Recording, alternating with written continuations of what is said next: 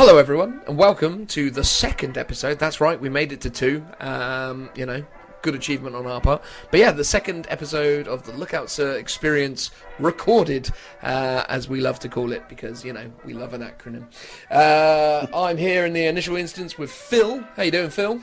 Yeah, all good, thank you. Lovely. I'm glad to hear you're all good. We are going to be today talking about our performance at the 40k doubles weekend that we all attended. I say all, there is an additional guest speaker today in the form of Richard, our friend from the US who made it all the way over to Nottingham to join us for the weekend. So yeah, all of us will be talking about our progress and performance at the 40k doubles up in Nottingham. So that's going to be the sole focus of that. We're aware at this point in time that they have announced kill teams, so we're hopeful that we're going to put something together on that fairly quickly. But for today, we hope you enjoy hearing about how we got on at the 40k doubles. So it's going to kickstart with Phil and Richie, or Richard, talking about their performance, and then we're going to close out with me and Joe, me being Dan, in case I didn't introduce myself as who I am, talking about how we got on. So yeah, how are you feeling about it, Phil? You excited for this, what will be, I imagine, lengthy addition to our fledgling podcast? I've got my several cups of tea and I am all set to keep me going through a long evening. How does that work in logistical terms when you're trying to maintain heat? If you just back them up and then you're kind of like wrapping them together to try and give it kind of a sense of almost like staying warm by huddling together or something? Yeah, create a little tower and then put a giant-sized tea cozy on top. That's some good logic right there. Fantastic. So yeah, with no further ado, we'll get on to talking about what we got up to. Hey everyone, so now we're going to talk to Phil and Richie about their performance at the not too long ago Warhammer 40,000 doubles tournament event that took place at Warhammer World. So obviously to do that, we have Phil. Hello. There we have Phil. And also Richard/Richie. Hello. There we go. So, gents, I guess we should probably start out by talking about what you took. What army list did you go along with? Well, I guess I'll start. I took my Death Corps of Krieg. That's a pleasant change for you, Phil. It's funny that. Most people might have thought I might have taken something else, like one of those other armies that I don't have. But I mean, in our previous episode, I talked about wanting to take the Knight Valiant because I've got that, and I wanted to quickly build it and paint it up. And it's currently still in its 90% built stage and not painted whatsoever. So that obviously didn't come with us, and I took one of my sort of reserve lists, I guess, in that respect. Fair enough. And what was that reserve list? Well, I'll talk about the Krieg special rules. First of all, they've got the cult sacrifice rule, which means in the shooting phase, any casualties that they suffer don't carry on into the morale phase at the end. So they only really suffer from things like psychic and psychic and close combat when it comes to casualties. So they're pretty resilient in terms of shooting, other than when they just get shot off the board. That's a main special rule. They also have a +1 weapon skill as well, so they all hit on 3 up, which is pretty handy. The actual army that I took a battalion with a field officer who I gave Grand Strategist, which means whenever I spend a CP on a 5-up, I can get that back. And also with the Korov's Aquila Relic, which means every time my opponent spends a stratagem on a 5-up, I can gain a CP from it. So he was my warlord, so he's quite often just hanging out the back, giving orders and trying to stay away from getting shot, basically. Then I have a tank commander with a heavy bolter on the hull and a turret-mounted Punisher Gatling cannon, so for all the DACA. And then for my troops choices, I've got 3 bare-bone infantry squads, so all with las guns. And for a fast attack slot, I've got 2 squadrons of the Death Riders, of 5 man each in each one. And then lastly, I went for a super heavy auxiliary detachment, and I took the Shadow Sword, just with 1 set of sponsons, so that's the las cannon and the twin heavy bolters. Sounds pretty solid, man. It was pretty good. I mean, we were sort of umming and ahhing about our lists, and we went for the. Well, I quite like the Shadow Sword. It's really good as a anti-tank unit, and we were sort of expecting a lot of knights. So that seemed to be a really good counter should we ever come up against a knight army. Did you come up against any knight armies? Not that I want to spoil your report to come. No. Well, fair enough. Fair enough. And funnily enough, I've realised that I've yet to play against a knight ever. Ever? since the inception of knights, I've yet to ever play against one. So clearly, we need to remedy that somehow. Well, you're more than well. I have some Imperial Knights. At some point, we shall we'll give that a go. Exactly, yeah. Absolutely. And I can then let the Shadow Sword flourish against its prime target. Absolutely, absolutely. Or discover the true awesomeness of the Paragon Gauntlet and crush them. Not crush them. Sorry, that's your strategy. Definitely. As well. Sorry, say that again. Comboed with invuln saves. Oh yes, I mean obviously that's no small thing. So Rich, mate, you went along with him. What did you bring along? As a side story, I have come up against an Imperial Knight before. Ooh. And if you remember, I was the first ever winner from the front at Warhammer World because I killed it with Sergeant Harker. What was that award called? Award called again? It was Tales from the Front. Yeah, like if you had a particularly exciting thing that happened, then you get an award at the end of the tournament. Oh yeah, that was you had to write. It was the first ever time they did it, and I won it. I was the inaugural winner of Tales from the Front because Sergeant Harker took the last wound off a Imperial Knight using a lucky. So this was in 7th Ed, so there's a lucky crit and Ren from his heavy bolter, and he took the last wound off an Imperial Knight. It was very exciting. They then took away the award because it always went to someone killing a knight, usually with a melter bomb. It was like not nearly as exciting, and then they stopped doing it. But I was the first, and I still have the certificate at home. There you go. You achieved such a high level of achievement that it was not worth doing it anymore because you just I set the bar, and then they realised that was the bar, and there's no they couldn't come back. But that's the only time I've ever faced a knight as well. So I'm always worried about what it's going to be like facing a knight, and I've never faced one. But when you did, killing him dead easy. Okay, so the troops I brought to complement Phil's Death Corps of Krieg was my Elysian drop troops, because we thought we'd at least take the most expensive army that you could possibly take. And there's a lot of umming and ahhing about it because I'm in America now and lots of my models are still in the UK. So there's a lot of units I wanted to take that I haven't yet assembled because I got in on the last chance to buy. So I have lots of bags of Elysians back at home. I'm in England, but I haven't actually assembled them all yet. But I was able to assemble a crack team of a commander because you have to have a commander. I gave him a power fist just in case he ever got into combat and might be able to kill someone now that you don't attack last with power fist, which means they're actually worth taking if you're Imperial Guard. Mm-hmm. I gave him old grudges and the death mask, just so because the unique thing about the Elysian drop troops is everything has orbital drop, so everything can deep strike or teleport strike, whatever your army calls it. And the idea being that he could drop down wherever we needed him, and then we could take out something big if necessary. So you can just drop down and say, "Yep, that's the thing we're going to kill. Everyone, we all your wounds and stuff." And the one time we remembered that we took that warlord trait, we used it. It was really good actually. That was in our last game as well. We usually forget that it was a thing, not because it was a shame. But to support him, I took a Vanguard detachment because I don't have enough troops built yet. So I took a veteran squad armed with 2 melter guns and a heavy bolter. Then I just kind of had like a smorgasbord of what the cool Elysian units. So we had a drop sentinel with a heavy bolter, a Taurus Venator with a twin las cannon, which has the dubious honor of being one of the few Astra Militarum vehicles which gets an invulnerable save, provided it moves.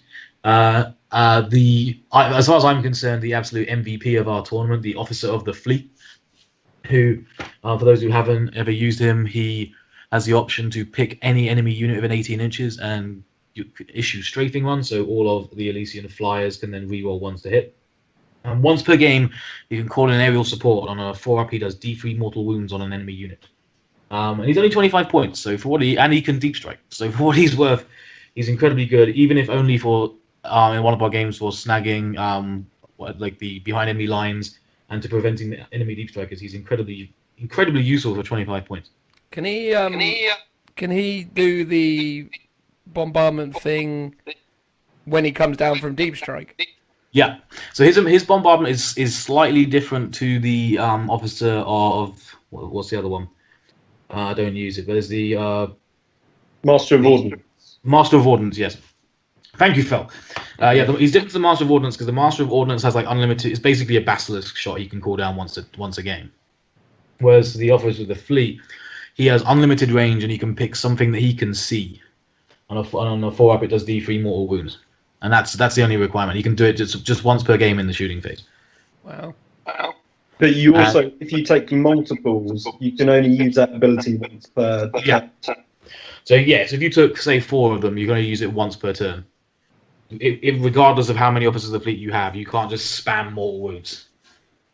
Fun though that would be against the like of Custodes. But it was a nice little thing to have because it's like, oh, here's a mortal wound, deal with that, and for what he cost, it was I think he definitely got his points back over the whole tournament. Then the last part of the Elysians I took was because if you can take Elysian drop troops, you're going to take at least one Vulture gunship with twin Punisher cannons because that's what you do. So I took one of those because it's awesome, and it's just got Phil's Lehman Rusk tank commander may have quote all the DACA, but I have twice as much DACA, so take that, Phil. Well, mine has the same amount once factoring grinding and bar. Whatever. I can move across the board and still. I can move 45 inches and shoot that many shots. Well, that's true. That's fair enough. Yeah. So, and then for the so originally I did have a couple of other lists of like getting some other models together that have a bolstered Elysian force, but I didn't actually have time to assemble them, so I didn't. And I was talked. So I basically I took all my models that I had assembled to one board, and over the trip up in the morning we were deciding what to take, and Phil and you, Dan and Joe, all talked me into complementing Phil's super heavy by bringing my own super heavy, because I have one. So I took the Stormlord for the more light vehicle / infantry destruction, to complement Phil's Shadow Sword being the anti-tank variety. Amazing. So effectively we took 2 Forge World armies and 2 super heavies to a doubles tournament. It's a combination of like sort of super hipster with super cheese. I don't think they are super cheese, but that's because we're definitely not as pro gamer as we should be because we didn't use any shenanigans to get in onto our super heavies. No, that's true. But we didn't. I'd honestly say that I don't think while the 2 super heavies are pretty tough to deal with, they probably weren't. They're not like the most super competitive thing that you could possibly take to a Maelstrom doubles events. No, because for the fact they got it's a giant thing with 26 wounds and toughness 8. It doesn't have any kind of shenanigans in terms of an invulnerable save. So it's like, if you hit it and you wound it, it's slowly going to be taken down. But it was still good fun to have them on the board because it gave us added flexibility. Because with the Stormlord, we were able to, if we were worried about our infantry dying in turn 1, or more specifically the Krieg infantry dying in turn 1, we could chuck it into the Stormlord to protect it. And it gave us some flexibility, and also it meant that we got to see every single one of our opponents, no matter how tournament cheesy what they brought was, they were all scared of what we had. Yeah, but that's true. But ironically, I didn't appreciate as much at the time. But when the kind of like cheese list that we were coming up against, and then all of them were like concerned by what we brought to the table. Yeah, even though quite often we were concerned with what they had also bought, so it kind of went both ways. Cool. Well, I think before we get into talking about the games that took place, I noticed in that intro section where I was talking, we had the occasional bit of audio feedback, so I'm just going to try and fix that, and then we'll get into talking about the games that were. So be right back. Right, guys, so I'm pretty sure we have solved the gremlins within our setup here, so let's get to talking about the games that you played, gents. So we played 5 games across the doubles weekend. Do you want to talk us through the very first one and your experiences within it? Sure thing. So the first game was Kill Confirmed. So this is effectively kill points.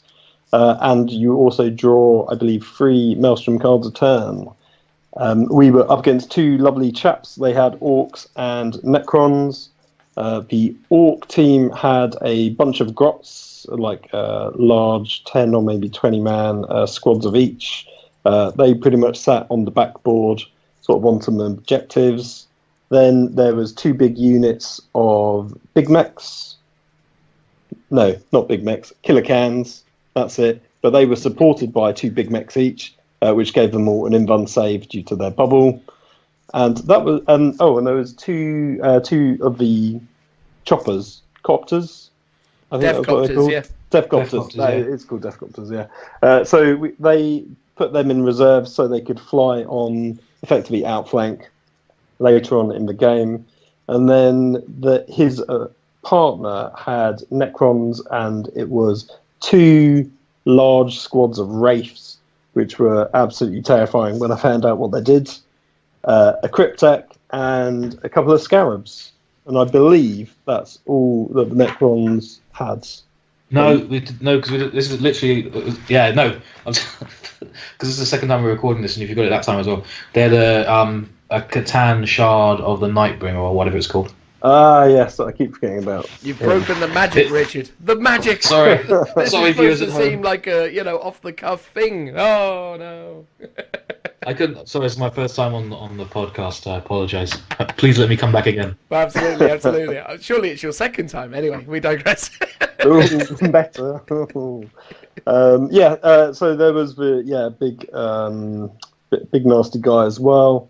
So we had sort of deployed relatively conservatively, trying to keep everything not as far back as possible. It was ended up being spearhead assault. So they had, when the opponents had deployed, they had put everything sort of as far forward as possible, but leaving a little gap in the tip of the arrow of the deployment zone, which at the very last minute they plonked in all of their Wraiths, so they could try and get a turn 1 charge on us. I had a few screening units of the infantry, which quite quickly died, and they had used, the Necron player had used a stratagem which allowed them to move forwards and advance, and then still charge in that same turn. So they managed to get a turn 1 charge off on us, which took out one of the infantry squads, and then consolidated into my tank Punisher that was just behind, because we wanted to keep the Punisher sort of in range of their stuff if we had gone turn 1. So it was somewhat unfortunate that we didn't get turn 1. Yeah. In our turn, we literally fired everything from our entire army into one squad of the Wraiths, and there was still one left by the very end. And then they used another stratagem to use the reanimation protocols, and I think another 3 came back. So I think it ended up going from a squad of 8 down to a squad of 1, and then back up to a squad of 4. And there was still another squad of 7 on the board as well, next to them. So it was a very demoralising turn 1. Yeah, it was pretty brutal. The 3-up invuln is just ridiculous, and they're pretty deadly in close combat as well. See, I remember the lovely times of the edition before, where any of the spidery Necrons, the Wraiths and the tomb spiders and all the rest of it didn't get reanimation protocols. So it's crazy since they got those. It's mad, really, really scary. Yeah, well, they don't have it now. It's just because of the stratagem. Oh, is it just because of the stratagem? Yeah, they don't have it. There is a stratagem though that allows them to have it because, there's a stratagem to make everything. there's a strategy for everyone who's had a more recent codex to do nonsense. Fair enough. Yeah. So turn 1 was pretty tough. I think we managed to get Slave of Warlord, because I just told Richard to move his Stormlord slightly further forwards, so we were within range of the Cryptek, who was following up behind the Wraiths. so he could quite easily blast him off the table with the Vulcan Mega Bolter. Yeah, that was turn. I think it was turn 3. I thought it was turn 1, or maybe it was definitely turn 2 when that one happened. It was pretty early on because the Wraiths had moved up straight away and the Cryptek was right behind it, so it was quite easy that one, I think. I'm gonna let you finish, and I remember. So where it worked was because turn 1 was a very disappointing round of shooting. Turn 2, however, was a much better round of shooting because I went to get us a drink, and I came back, and then you wiped all the spider things off the board. So at that point, I had all my stuff that could still shoot, and that's when I took out the Cryptek dude. It was either the Vulture or it was the Stormlord. It was one of them. He basically took all the bullets in the world, and he didn't survive. Yeah, I think it was Stormlord, if I remember rightly. Yeah, it goes to show. I mean, invulnerable saves are really annoying when you're up against them, and it's for me. I mean, I think that was probably my fault for karma purposes because I used to run. Well, I still do run Thousand Suns, so I've got no place to complain about people with invuns. Because I remember in the past when we've had games where an entire army would shoot at one squad of Rubric Marines and then they just wouldn't fall down. So coming up against that is frustrating to come up against, but we did. But eventually they will fail those armor saves and then they're gone, which was good because they couldn't use that stratagem if the whole squad was dead. So once they were gone, and they were like that was a huge chunk of that part. That guy's double on the army was invested in those guys. Yeah, and that was.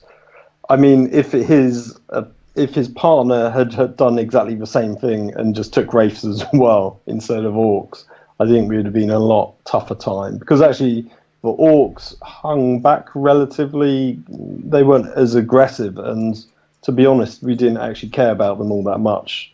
There's some Grots at the back that were on some objectives. The Killer Cans were sort of scary, and if we had ended up getting to maybe turn 6 or something like that, when they would be a bit further up the board, then they'd have been something we'd have had to have dealt with. But by the end of the game, we were already starting to shoot at them, but we weren't particularly worried about them shooting at us. Well, that's mostly because we kind of slowed them down a little bit as well, because the Elysians dropped down behind. Because they were basically the Orcs, the Grots and the Cans were slowly moving up the board. So then the Elysians just dropped down behind them to help us, which was probably to help us. I'm sure we had one of the objectives, which was behind enemy lines, so we grabbed that one. We also had we needed to do a morale test on someone as well, so I'll let you tell them what we did for that. Yeah, well, we were perhaps too clear of what we were trying to do with that one. Because as soon as we got a shot to Grots and managed to get a squad of 10 Grots, I killed exactly 9 of them. So it's like, there's no way he'll fail that morale test. Well, there's no way he won't fail that morale test with Grots. But of course they were fully aware of what we were trying to do because we were making no secret of it. So they just used 2 command points to automatically pass the morale test. Yeah, those cheeky chaps. That stratagem, man. That stratagem can be. I've played a lot of games where that stratagem has been so valuable, mostly with these conga line armies that people do these days, where it's like, you're still getting the buffs because you're technically within range of a tree or a big mech or whatever, and then all the while you've got these lines going everywhere, and then it's like, I'm gonna wipe you out because of morale, and it's like, nah, 2 command points. You're like, oh man, drives me mad, that stratagem. Most frustrating one. We did ask him a couple of times, like, you sure you want to use that stratagem? Go on, let the Grot die. Let the Grot die. There you go. Yeah. We were also quite lucky because by dropping down the Elysians, we were also able to get behind the Killer Can squad, which had the other Warlord hanging out. So Richard managed to not only shoot the Grot squad, score us an objective for that, but also get Slaver Warlord for the second time as well. Yeah, it was my first time trying to learn all this nonsense about you can't shoot the character because there's technically something closer. Nonsense. Yeah, so to clarify, Richard's only played a handful of 8th edition games, so it's still in that kind of learning curve kind of phase of playing the game. I still call the shenanigans rather than just the rules. Well, fair enough. So what was the result from that game again? Sorry, it was a win. Well, Well, before I get to that, we totted up all the objectives and the Maelstrom cards, and we were actually losing. And then at the very last minute, I realised we also needed to factor in the kill points. So once we had done that, it had come to 15 points for us and 14 for them. So it was a very narrow win. Wow. God, that's close, man. Yeah, it was. I think that we sort of did really well on that mission, partly because of our super heavies, because they are so durable. I don't think they even really particularly bothered trying to take them out in that game. They didn't have the opportunity. I mean, they definitely wanted to get into combat with the Wraiths, but they didn't get in because they got shot first. But that's definitely what their goal was because we were very unlucky in turn 1 for that. In that, basically, it felt like none of the Wraiths were dead, which is kind of when the Wraiths were at their best. Yeah. But then the second round, they failed all their saves, so then they were gone. And it's like, okay. And those Wraiths are really expensive. That was literally like almost half their army was gone once we took out those Wraiths. Yeah, so because turn 1 they had locked the Punisher up in combat, in our turn that was falling back, and by Punisher I mean the tank. So that was like a big chunk of firepower that wasn't doing anything in turn 1. But turn 2 we then had, the Punisher tank commander, but then also, we've got the Punisher from the Vultures and the Stormlords, and then suddenly you've got all that firepower to bear. It made a real difference. Nice. Sounds pretty good. A good start to a weekend. Well, yeah, they were lovely chaps, so it was a great kind of good intro game. They were in a very similar situation to us. So one of them had played lots of games in 8th edition and one of them hadn't, sort of a bit similar to Richard and myself. So yeah, it was a great first game. Awesome, man. So then game 2. What was that one again? That was... Game 2 was Sealed Orders. This is you draw 6 cards. You can't draw any more cards until you've gone through all of those cards. And then once you've done that, you can draw up to 5, and then it's up to 4, and then so on and so on. And there is a mission-specific stratagem, right, that allows you to discard up to 3 objective cards as well, right? Yes. Yeah, that's right. And quite often in these games, I would forget that there's also the generic Maelstrom stratagem, where I think it's for 1 CP, you can discard a card and redraw a card at the beginning, so you don't have to wait until the end of your turn to discard a card that you don't like. Really? Is that even a rule? My yeah, goodness. So that's in the core rule book under Maelstrom. That's a generic one. Wow, there you go. And not many people know about it, and we did it a couple of times when I remembered, and at the end of the majority of the games, I was like, oh yeah, we should really use that stratagem more often. Yeah, I wish you'd mentioned it to me while we were playing the doubles, mate. That would have been very useful information. Well, we did try, Dan, but you're too busy telling us like, oh, we've taken him again. Well, that is true. I mean, I guess, I could have come in handy and I don't know whether or not that's a spoiler or not. I don't know. Well, it depends what order this all comes out in. Anyway, so we were up against these 2 guys. One had regular Space Marines that were Space Wolves, and the other one had Primaris Marines that were a custom chapter but were being played as Imperial Fists, which gave them the modifier to ignore cover, if I remember that correctly. That's the Imperial Fist thing, yep. Ignores cover. We were playing Vanguard Strike, so it was the diagonal, sort of slightly funny diagonal board, which is always difficult to measure. In terms of their unit compositions, the Imperial Fist player had a very large squad of Hellblasters and a couple of the regular Intercessor squads, Captain and Lieutenant as well, to get some rerolls. I think that is pretty much all he had. And then the Space Wolf player had 2 of the Venerable Dreadnoughts with the Hammer and Shield combo with a 3-up invuln save, along with I can't remember the exact name, but it's one of the Leviathans with the twin autocannons on each arm. Sorry. I was trying to remember what the Leviathan with the 2 autocannons on each arm. The mortise pattern ones, or the something like that. Joe would know. Joe would know. I'll look it up while you're talking. And then just a couple of some tech priests, some servitors of all things, a couple of tactical marine squads, and a captain, I think, for his warlord. So we deployed very conservatively and made sure we were out of range of all of the Hellblasters. So we had to factor in like their movement and their range to make sure that all of our vehicles were sort of safely tucked sort of on our back line. They managed to go first. They went forwards. The Hellblasters were still really devastating, though, and took out most of our infantry. And by our infantry, I mean my poor Kriegsmen, who once again didn't survive past turn 1. Well, we were very concerned about the Hellblasters. Yeah, they were our biggest threat, I think, in that whole game. And we deployed intentionally incredibly conservatively, and our super heavies and tanks were basically as far back as we could get them on the board. So there was no way without any kind of any kind of like super shenanigans. There was no way they could shoot us on turn 1, because that many plasma gun shots into a super heavy is going to whittle it down to half health easily. Yeah. We also needed to keep in mind that there's these 2 close combat dreads that are going to be bearing down on us. What was interesting in terms of the board layout, we had the massive Dark Angels fortress right bang in the middle, the one with all the like vortex missiles, and that had actually created like these 2 little effectively corridors on either side that were bottlenecks that they needed to come through if they wanted to get to us.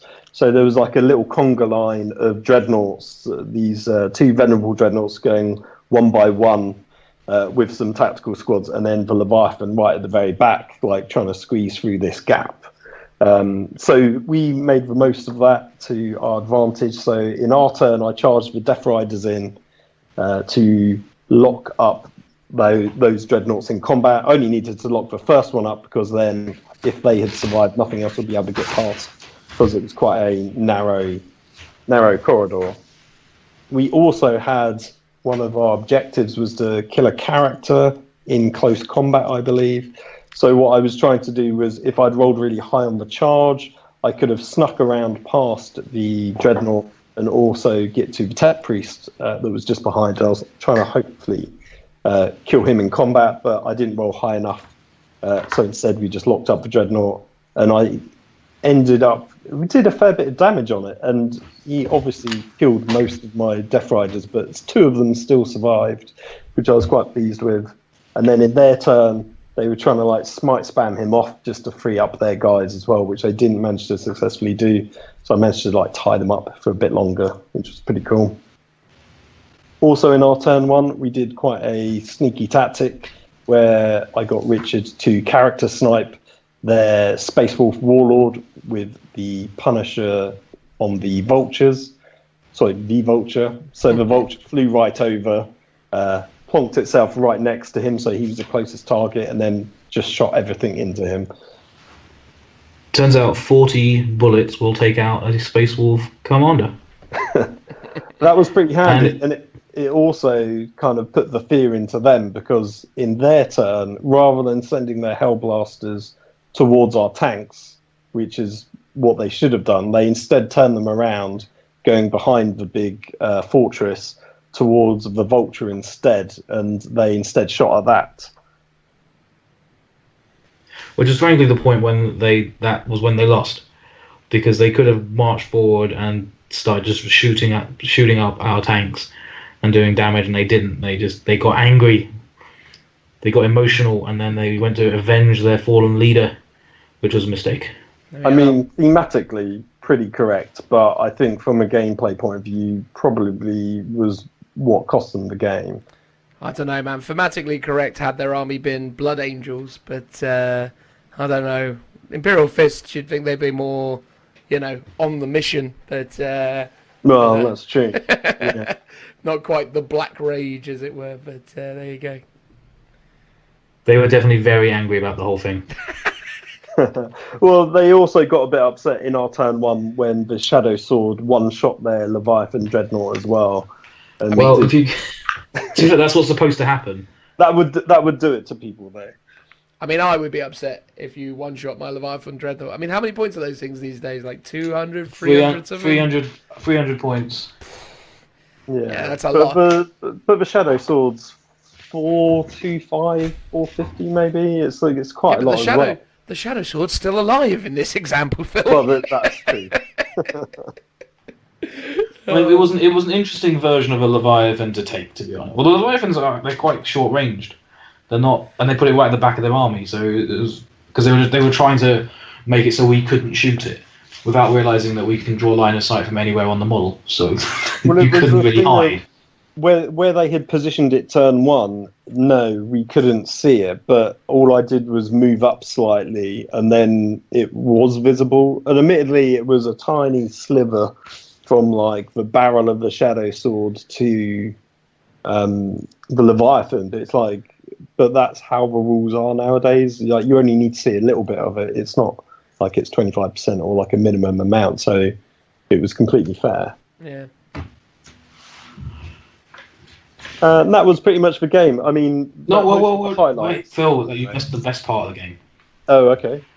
Best part of the game. Sorry for speaking over you, but the best part of the game was after your brave Death Riders did die in the second round of combat against the venerable Dreadnought of the Space Wolves, armed with his big axe and storm shield. He then decided to charge my Stormlord. Which was then we decided to enact the defensive gunner stratagem, which gives you +1 to your Overwatch shots. And when you've got a Imperial Guard, we're hitting on 4s anyway, so hitting on 5s isn't that different. So when you've got 2 las cannons, 18 heavy bolters, and an Avenger bolt cannon shooting at a Dreadnought, it's going to blow up. So he charged his close combat Dreadnought with its invuln save into my Stormlord, and I just did Overwatch and killed it. For me, that was my favorite moment of that game. Well, it's such a good combo. Like anything, especially the defensive gunner stratagem or any stratagem that can be applied to one unit, and that one unit has like 20 different guns on it. It's such a good use of a stratagem, and the defensive gunners is fantastic on the super heavies, and we used it quite a lot in all our games. Incredible. Well, there we go. So the final score for that one was 14 to us and 8 to them. A much more significant victory then than the one before. So we were feeling pretty good. So pretty confident so far. And again, another good game. Great guys. It was good fun. Awesome, man. Awesome. That's 2 wins in a row. So who knows what the next one could bring? Can you maintain such momentum? So let's talk about the third game then. What was what were you up against in the third and final game of the Saturday? So the third game was Target's Opportunity, which is you draw some objectives, but they only stick around for that turn, and then you discard them at the very end. Although there's a stratagem that allows you to keep one around for another turn. Yep. And we were against a double Jukari list with an awful lot of raiders, along with I can't remember the name, it's the Forge World super large transports. Oh, hang on. We'll come back to that. Joe would know if he was here. Joe would know. It's the Tantalus. Tantalus, there we go. Yes.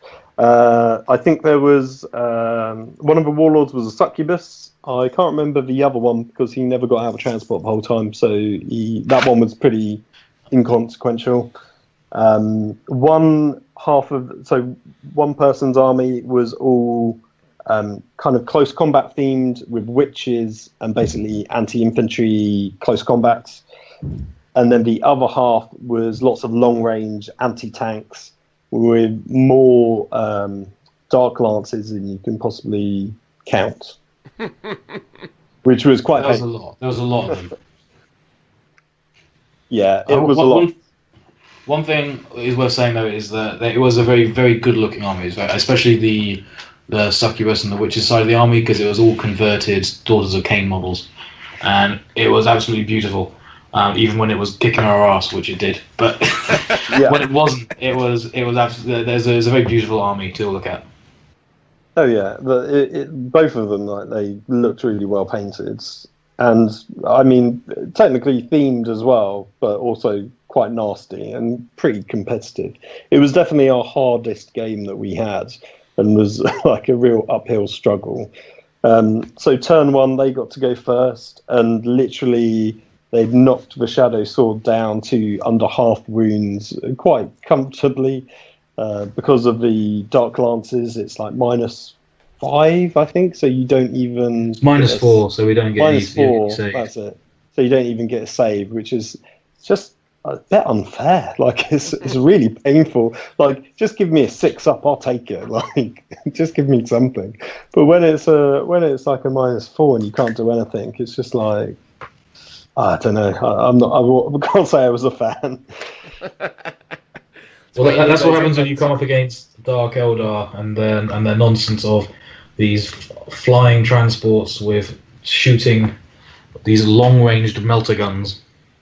Yeah. Which is what they are. Which is, I don't know. All I know is that they don't let me deep strike into their deployment zone on turn 1, but they let them do that. I don't know. That's what I'm saying. I don't know.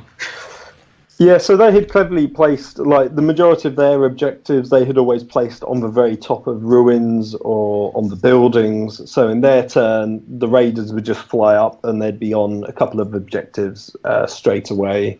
I think in our turn, I managed to get on a couple of objectives by using my infantry, because bizarrely they were still alive, and use move, so I could like move forwards and then run up into a building, which would put me on an objective.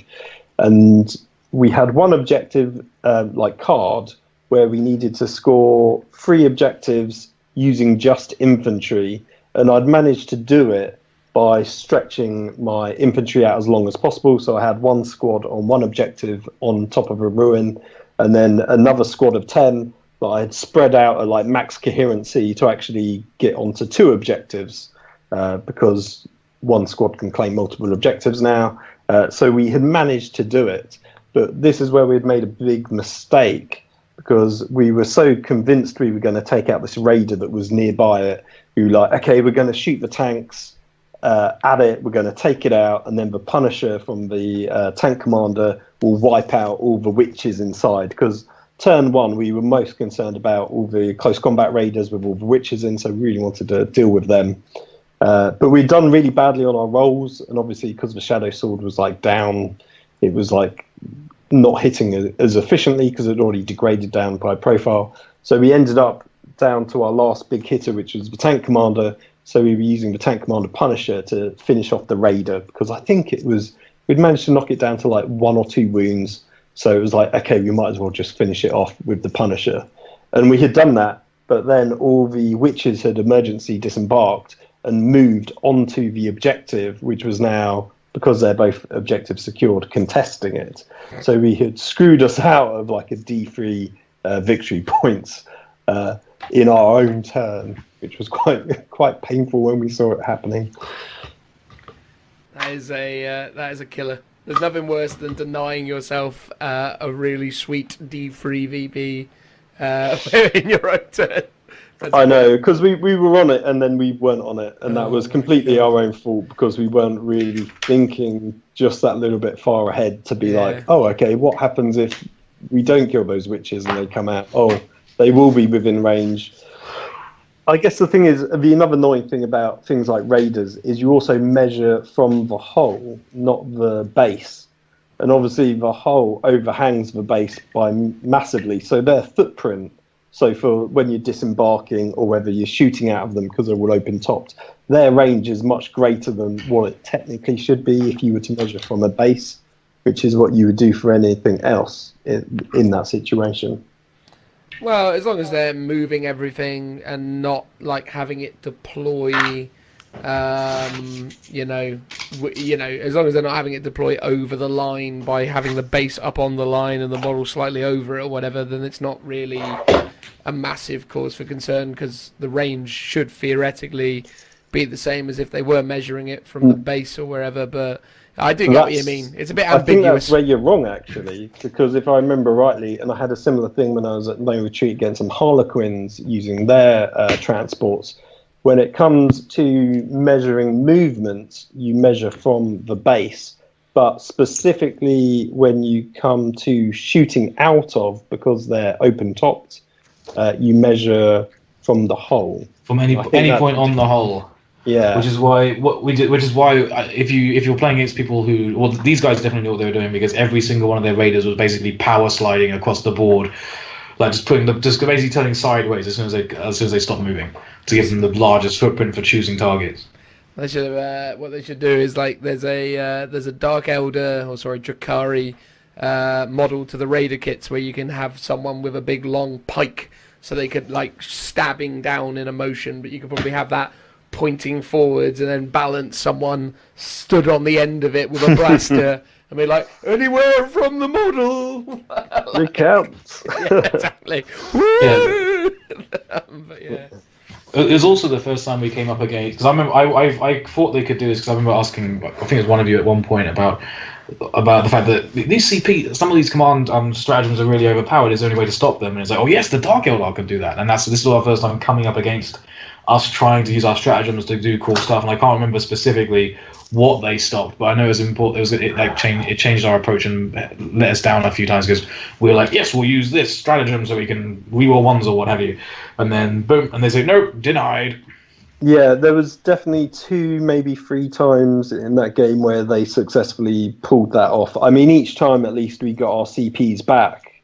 But there was definitely one time where we wanted to play the stratagem again that turn, and we had to clarify the rules. And it turns out, so you play that stratagem, they cancel it, but you still then can't use that stratagem again for something else later that turn. So I think it might have been something like defensive gunners. They've charged into a tank, and then we wanted to do defensive gunners again, but we couldn't. So yeah, that kind of really not screwed us. Well, yeah, it basically screwed us over. I think it's gone to ground, actually. It might have been.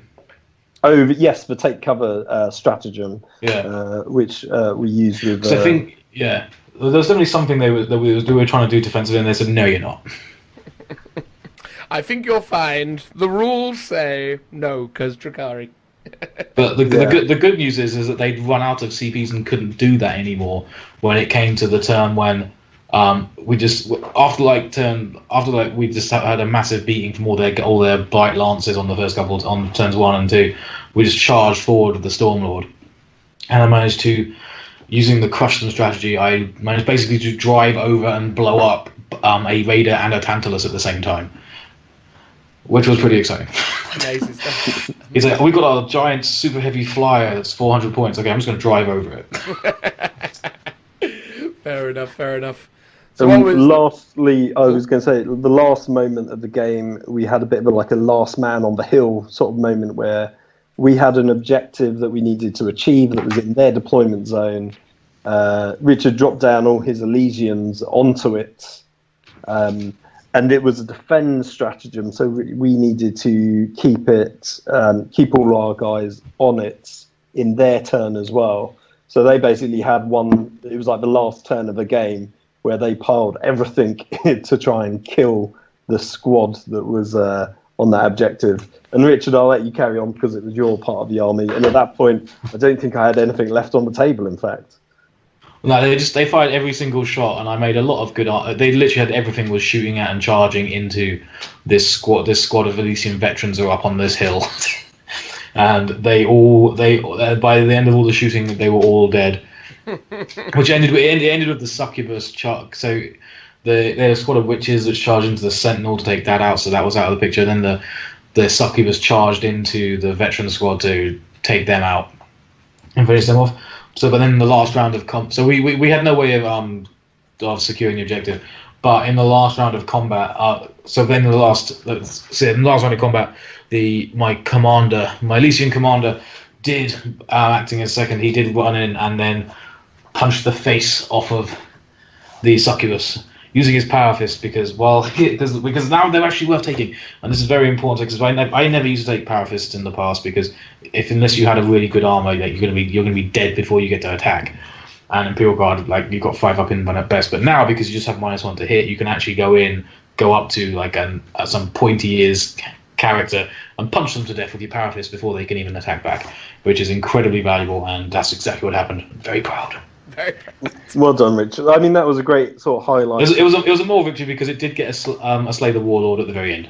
Yeah, and so it ended up being 7 to us, but 9 to them. So it was a real narrow victory. I mean, we were trying to work out in that last turn how we could possibly get it, like squeeze in a draw.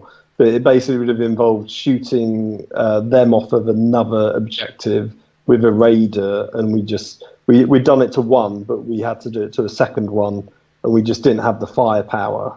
And it was like right on the very top of the set of ruins, so we couldn't physically even reach it, even if we wanted to.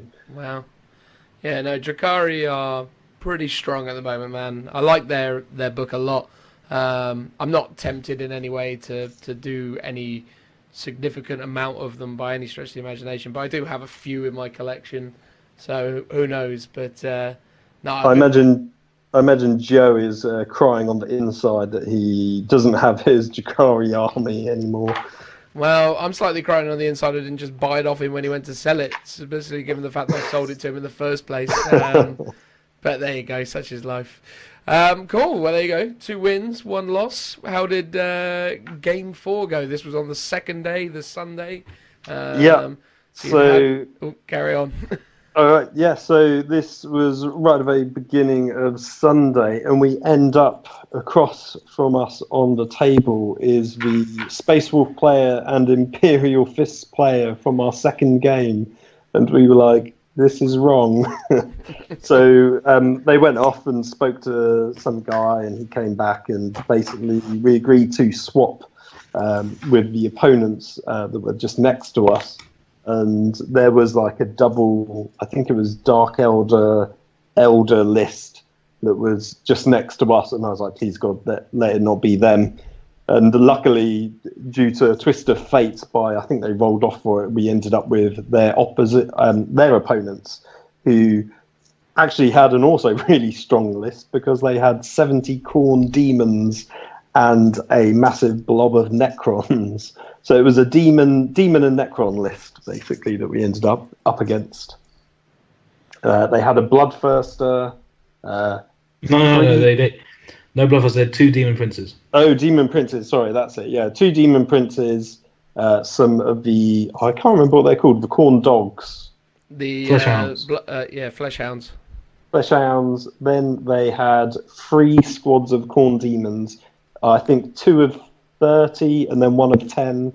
And I was pretty aware that I knew that they could deep strike down using like pre-game stratagems. So that was something you had to be aware of. Then the other guy who had Necrons had, I think it was a squad of 30 or 40 Necrons. Maybe you can remember, Richard. I think it was a squad of 20 Necron warriors and a Cryptarch. You had 2 little squads of Scarabs. You had 2 squads of 3 destroyers, 3 individual heavy destroyers. And I think that was it from the Necrons. It was mostly destroyers and a massive big squad of Necrons. They managed to... I think we lost the roll-off, but we actually seized on them. So we did quite well. It was search and destroy, so it was like corners. We sort of deployed with the riders and some infantry kind of quite close to the front lines. They had all their dogs and some scarabs on their front line, so we were aware that they might try and charge us if they did get turn 1, but luckily we got turn 1 on them.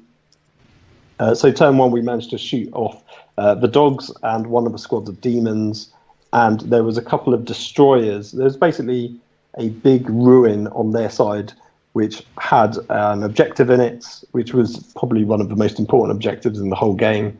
There was like 2 squads of destroyers behind that ruin along with one of the demons. But the problem with the ruin is actually it was quite a big piece of line of sight blocking. There was very little gaps in it. So the majority of their units were constantly out of line of sight for us. But we did manage to kill one of the squads of destroyers.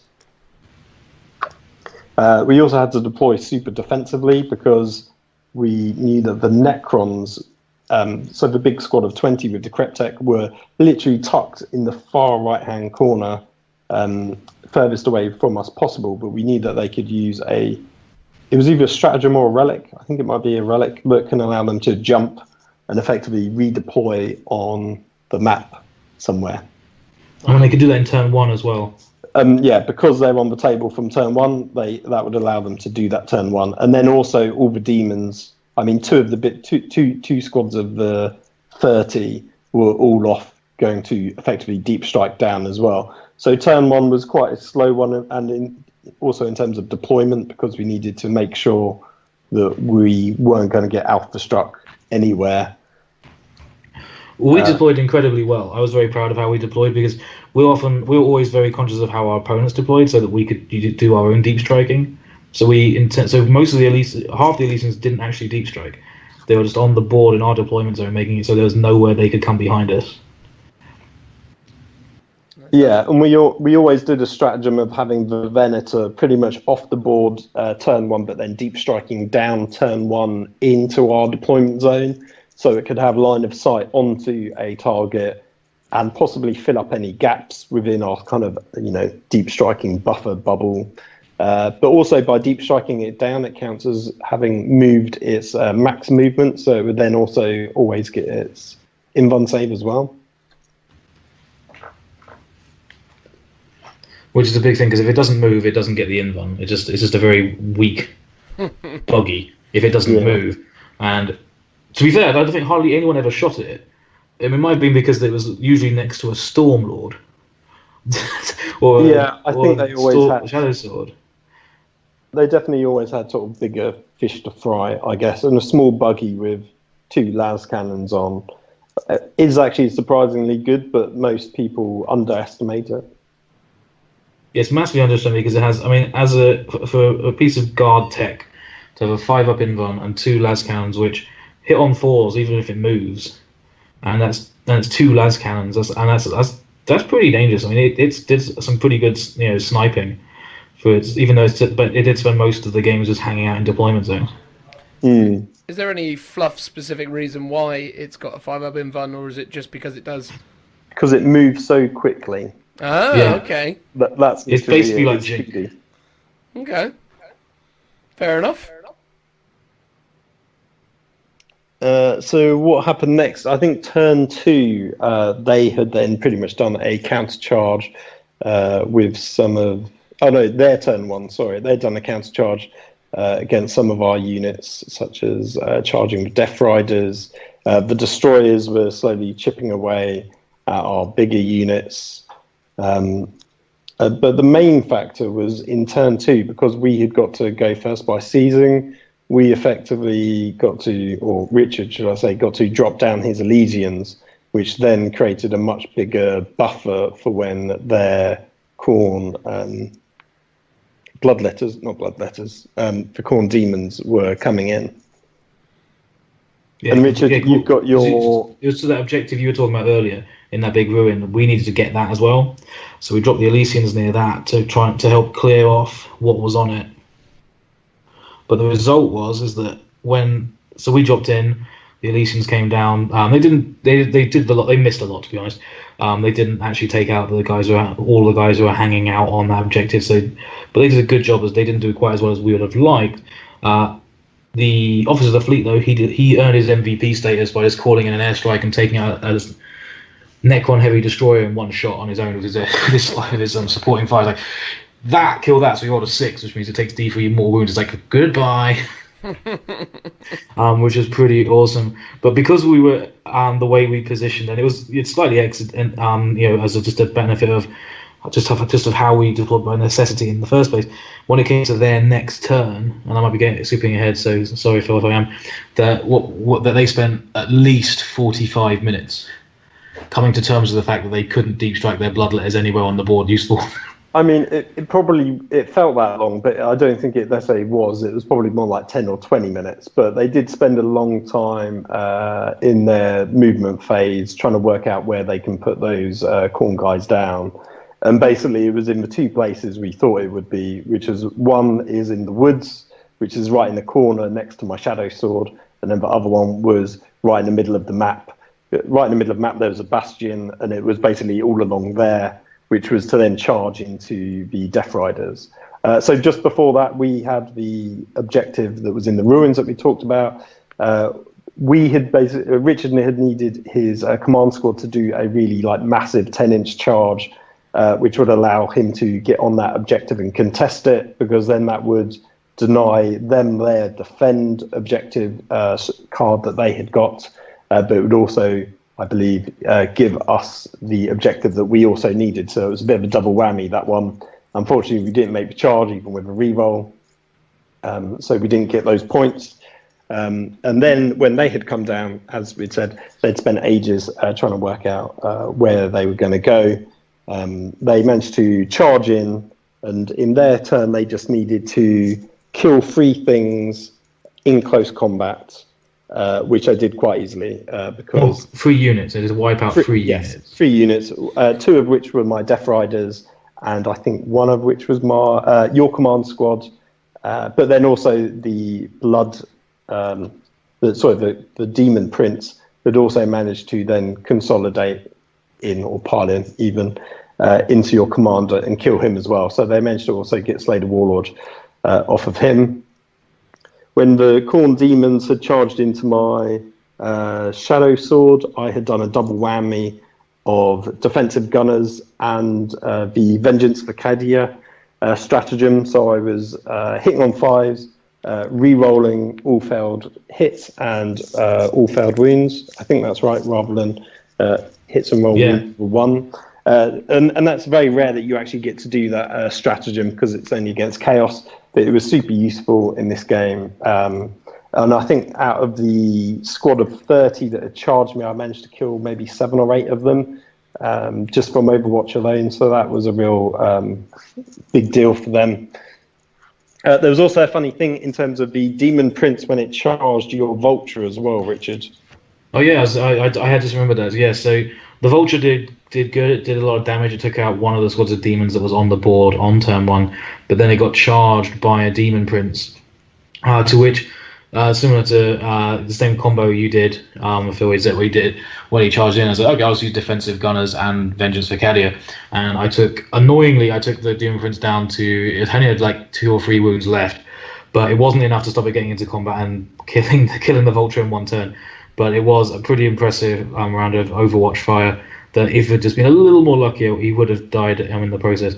But just a general note for any kind of, like we said before, any Imperial Guard players with with tanks which have got a lot of guns, defensive gunners is your friend. Play them aggressively, and don't worry about close combat troops, because you can probably take them out before they get to you. Yeah, I think there's quite a few games where most of our opponents never wanted to charge directly into, say, the Punisher tank. They always wanted to try and get it in the pile-in or consolidation phase so they can avoid that Overwatch fire. There you go. Well, yeah, I mean, what has to be said, that when those bloodletters drop down out of deep strike and then they can move, assault, charge, it's quite scary, and what the hell are you supposed to do with that? Because it's insane the amount of firepower. Well, not firepower, just power swords that are rushing across the board at you with re-rolling to hits, re-rolling charge ranges, re-rolling wounds. They are terrifying, to be fair, because they also get the banner that they can pop that then allows them to roll 3d6 as well, which is well, that's what they did, yeah. So they were doing when they were charging the Shadow Sword, I was kind of polite and said, "Oh, if you end up charging through the woods," because the woods was for the most part in the way of how they were going to charge. So if you charge through, there's a minus to your charge distance, and they were like, "Oh, it's okay, we're doing 3d6." And I think they even get to re-roll 1 of them as well. But in the end, they just circumvented the woods, so that wasn't an issue for them. Okay. Yeah. And then I don't remember them declaring that banner before the game, but details. It's surely in their list somewhere. Surely. Yeah. Well, it's a stratagem. It's not in the list. Are you sure? It's a stratagem. I'm fairly sure it's a. I think it's an actual model. No, because they get a banner and an instrument, which the instrument lets them do the re-roll. But the 3d6, I'm pretty sure is a stratagem. I might be wrong. I thought it was a stratagem. I let them do that. I thought it was Because I remember them using the stratagem to do the deep strike. But anyway, the point was it was really scary when they charged us, and then and a lot of things died in the process. Yeah, But so not the Shadow Sword. the game had ended up finishing. So on turn 2, unfortunately, basically they had finished their sort of turn, and there was maybe like 5, possibly 10 minutes left. I think it was about 5 minutes left, and we were like, yeah, we're not really going to be able to get a third turn in. And then we totted up the victory points, and it was 8 to us and 12 to them. So unfortunately, we lost. But it was one of those games where if it had gone on to turn 3 or 4, I think we probably would have beaten them, because we had survived their deadly turn 2 deep strike charge, and our Shadow Sword and Stormlord was still pretty much on full health. We still had a load of firepower. I still had my Punisher that hadn't been touched whatsoever. We were lacking in sort of infantry units, but I think in terms of firepower, we could have done quite a lot of damage. Yeah, it's a shame, man. We still had an infantry squad of yours in the Stormlord as well. I remember, 'cause we put them in there. We had one on top of the building and one in the Stormlord. So we still had 2 infantry squads, but I'd lost my riders on the second turn on their charge. And then you had lost, I think you didn't have any, you'd lost all your infantry. All my Elysians were dead. You still had your Venator though, didn't you? The Venator was still alive because it was skulking in the deployment zone, sniping at people. Yeah.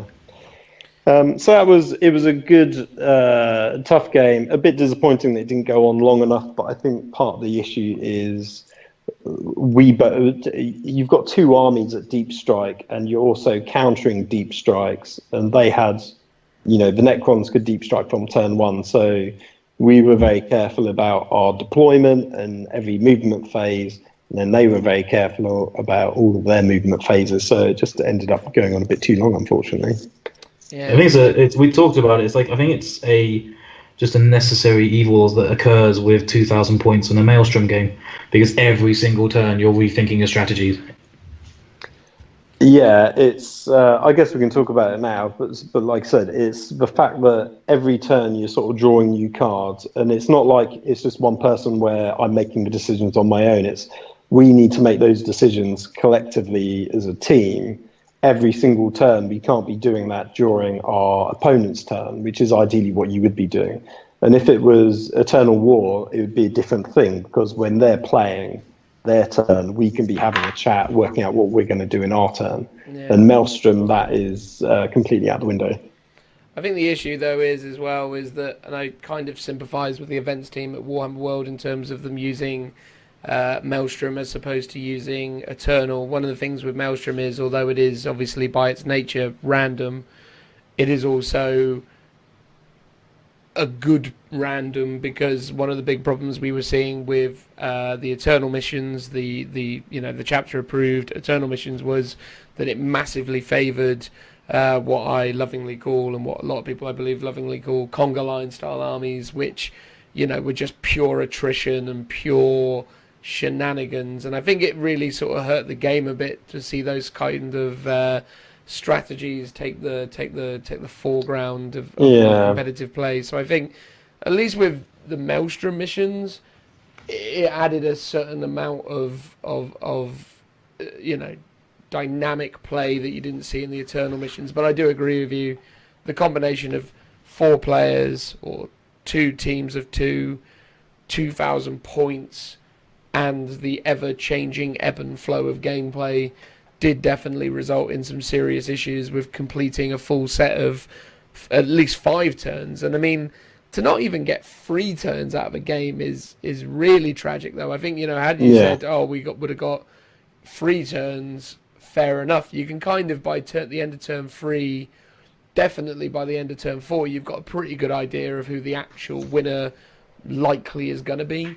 But the end of turn 2, you just don't know, and it's it's a shame to sit here. You guys lost on turn 2, because to me, it's I don't know. It's one of those things. I don't know how you fix it. I don't know whether it's a case of you get bonus points for finishing X amount of rounds or whatever goes into it. It's just, it's very confusing how that is the way it is. Or not confusing, but it's just a shame. But there you go. I think it's something just for us to be aware of next time we go. That people will be more aware of slow play, not just from our opponents, but from us as well. That we need to play quicker, because it takes two to tango, to go with with musical and dance references, and we weren't the fastest players either.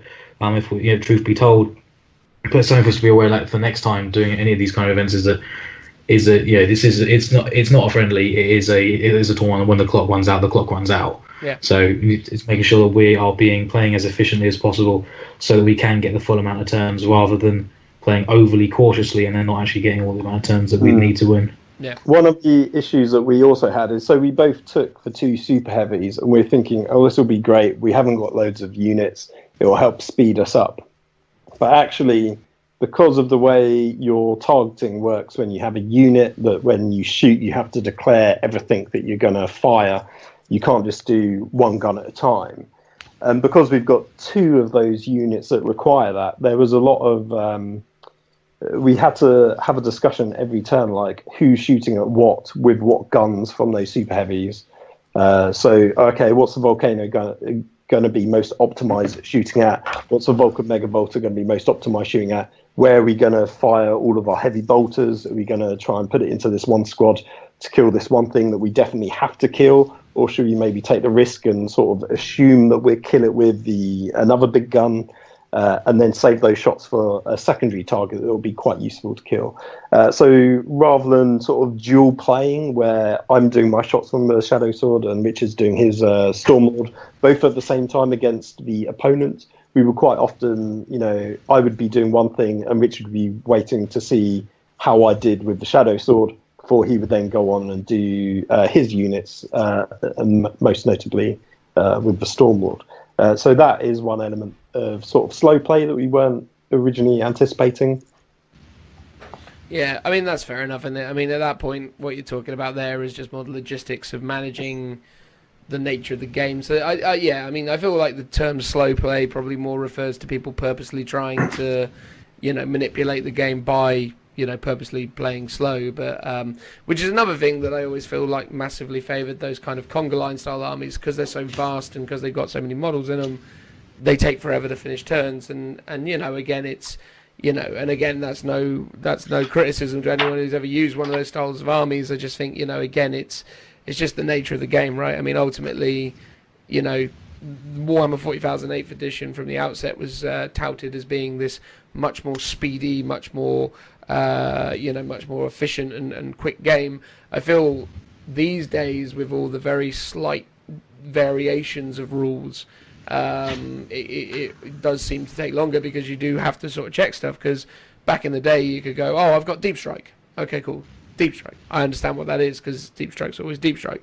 But in 40k, it's like Elder Rangers, Deep Strike in a completely different way to, Assassins. And, there's always slight variations in these individual rules for these individual units that, if you're not careful, you miss. And then, again, there's a little bit more kind of bookkeeping going on, I think, in this edition. And yeah, I think it's for tournament organisers to sort of reach a consensus on recommended size of armies, and potentially even looking at extending round lengths. I think 3-hour rounds are probably a more sensible option, but then the problem is there as well, is that then you've got longer events, and it's really hard to to keep your attention and to keep wanting to play and play and play if every single game is a 3-hour slog as well. So sometimes the 2.5 hours is just the sort of sweet spot, and going, yeah, no, I've really had enough of this game now. Can I stop, please?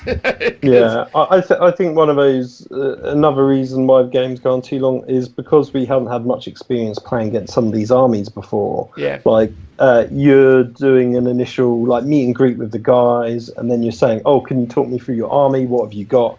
But then you're also saying, especially when you're deploying, you're going, oh, so what's the toughness of that? How many wounds has it got? What's the gun? Yeah. or you're saying, oh, what's its movement range, because you want to make sure you're not going to get charged with it in the first turn. And it's those kind of questions which I think are like essential to like helping you win the game, because there won't be any surprises. But it also sort of starts slowing the game down when there's four of you sort of asking those questions. No, without Yeah, doubt. deployment now, because it's like you take turns of units, it takes ages. Rather than just like one of you deploying your forces, and then the next person gets to deploy, knowing full well where everything is. But the person who deployed first says go first. That felt like a way quicker way of Yeah, now becomes I think in the half new hour. edition, this does feel like the deployment is the thing that takes the longest. Oh, big time, big time. And as well, it's like, you know, and the way it works as well with the roll-off mechanic followed by Seize the Initiative. I feel like Seize the Initiative is, in my opinion, completely redundant now, because it's like, it's a roll-off with a 6-up re-roll, and it's like, I kind of just feel like they should just get rid of Seizes. Like, I feel like again, it's just another thing that I mean, again, as slight as it is, it's just, it feels redundant in this current rule set, but anyway, that's a whole other topic. Game 5, last game of the day. So you're at 2 wins, 2 losses. How did you close it out? What was the game? What were you up against? How did it go? Well, this one was race to victory. So you draw 3 cards, and then basically as soon as someone's completed 10 objective cards, the game ends. We were up against another Krieg player. He had some lovely Krieg models, although they weren't actually Krieg. He was playing them as Katachan because he's sensible and it is vastly more competitive than playing them as actual Krieg. And then his partner was had a Grey Knight army with the Grandmaster Dread Knights and a bunch of, like, you know, I think they're the kind of close combat specialist Grey Knights. I'm not too sure what they're called. They all had 4 swords and stormbolters. I think that's Yes, that was it. Grey Knights. Lots of 4 swords and stormbolters. The Astra Militarum player had 3 basilisks, and just a bunch of infantry, I think. Am I missing anything else? Oh, he had 2 hellhounds. He had 2 hellhounds, and one thing on the Grey Knights is that most of them had this one-use teleport thing. So again, we ended up deploying very defensively, using a lot of my Elysians on the board just for board control, so that because we were playing lengthways on the table, so they couldn't just have these Grey Knights all of a sudden end up right behind us in turn 1. Yeah, and they had a ton of command points as well. So we had 9 in our army, but they had 15. So again, one of the reasons why this game kind of slowed down a bit is because they had Korov's Aquila as well. So every time like one of us is spending or they're spending a stratagem, we're each rolling a 5-up to see if we're gaining command points. And funnily enough, I think by the end of the game, we ended up on more command points than we'd actually started with, which was pretty insane. Did you? I've just remembered they also had a Stormraven gunship. Yes, yeah, they did. That was it. Did you give the Krieg player a serious tut when he told you he was running them as Krieg? No, but I was like, "Oh, are you in the Krieg Facebook group?" And he was like, "No," and I was like, "How are you not in it?" So I think he was. I mean, they were in his defence. They were at least painted green, so colour scheme wise, they did fit in. But it made sense. He's running basilisks. He's running hellhounds. It makes sense to take Katachan just for the reroll benefit. You were more annoyed that he wasn't part of your Facebook group. The fact he was using Krieg. I mean, you got to share that Krieg love. That's it, man. but- That's it. I hear the but Krieg Facebook group is a fantastic place for people who like Krieg to get together and share ideas and thoughts and feelings about the greatest regiment of Imperial Guard in the known universe. Wouldn't you say that's correct, Phil? Oh, exactly, completely. So that's the Krieg Facebook group. Available on Facebook. That's another weekly plug for that group. Yeah. Is it actually just called the Krieg Facebook group? It's just called, if you just type in Death Corp of Krieg, it's there, basically. There you go. So just type in Death Corp of Krieg, and there it will be. Carry on, Phil. Okay, so turn 1, they went first. The Grandmaster and a bunch of guys jumped forwards. charged into some infantry. I think they probably killed the infantry squad because once again my infantry have a good habit of dying turn 1. Although let me think. I managed to, skipping ahead slightly, in our turn, we managed to successfully countercharge them with my Death Riders. I was trying to think if the tank commander got tagged in combat by the Grey Knights, but they didn't. It was actually the Hellhound. One of the Hellhounds had charged forwards. Sorry, that was me. I just got the HQ is live notification. Fantastic. One of the Hellhounds had charged forwards, was trying to flame my Death Rider squad that I had put as far forward as possible, just to act as a bit of a screen, but also to try and charge his tanks and lock them in combat, just to neuter those Hellhounds if we got turn 1, but unfortunately we didn't. Those Death Riders survived an awful lot of firepower, so the guy had fired one of his Hellhounds into it. He had ended up using, I think, 2 of the 3, if not all 3, Basilisks to try and finish off that Death Rider squad, which he eventually did and got them first blood. And then he had charged in his Hellhound into my tank commander, tagging that in combat for turn 1, which was a bit annoying, but that's the way the game is now, if you're unlucky. And then turn 2, like I said, we managed to countercharge and take out some of his infantry. The Grand Master was the big thing that we were really worried about. We had also got, it wasn't Big Game Hunter, but I think we got an objective for taking out a character. So we knew that would not only give us Slay the Warlord, but also an objective as well. So we finally did the thing that Richard mentioned at the very beginning of the podcast. He dropped down his commander next to the Shadow Sword, along with all of his vets, using the Old Grudges special rule, which Richard had cleverly nominated while I was out going to the bar as the Grand Master. So we were getting the rerolls to wound against him. Nice. Nice. So I think even with the Shadow Sword, I still didn't actually kill it completely. So I had managed to knock him down with the Volcano Cannon, but obviously he got some invuln saves, which he made. But in the end, I took him out using the using the Crush Them stratagem. Crush them. Just to finish him off, because I think he was only by that point down to 1 or 2 wounds, so I managed to finish him off just with that. Amazing. Richard, have you got any other highlights from that game? It was the first game where the Stormlord really took a beating, because the Storm Raven just fired all of its missiles into it and took it down to half health on turn 1. And then we had a fun game of we kept using the CPs to get our wound back, just so that we'd still be in the heart, not be losing a ballistic skill. I learned the hard way that you shouldn't, even if you have a Stormlord, you shouldn't charge a Hellhound to get it out of your way, because heavy flamers are really good in Overwatch.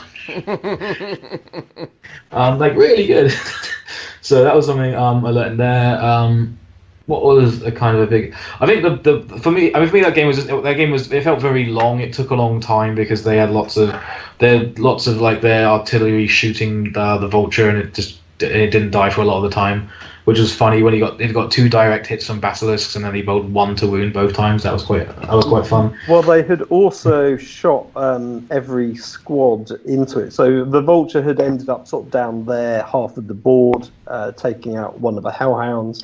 They had shot a kind of 50 men into it. I mean, they're wounding on 6s, but that's a lot of dice to roll, and that in itself just seemed to go on for ages. It did, yeah. It took a while. I think probably my highlight of that game is that we only had 2 turns, but we knew we'd only have 2 turns because we had 20 minutes left for our last turn, and we spent most of that the first half of that figuring out how we could possibly get enough victory points.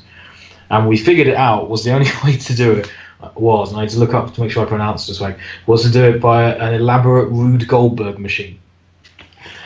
which for of course is that we figured out that if we had to take out a certain, if there was some objectives we could easily achieve, but we would still be we would still be a certain amount of victory points off achieving victory.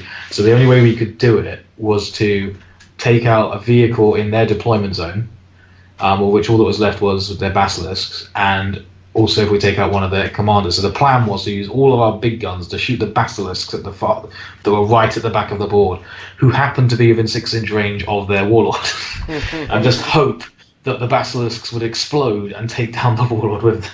I mean, it would be very unlikely because they could. Well, chances are re-roll that roll anyway because of all the CPs. But that was literally our only choice and that was to get a draw as well. Yeah, and that was what we were trying to do, and if it worked, it would have been brilliant. But it didn't. We did take out 2 basilisks though, but neither of them exploded. How rude. No, that's true. So again, that was a loss for us. So we had 7 victory points. They had 8.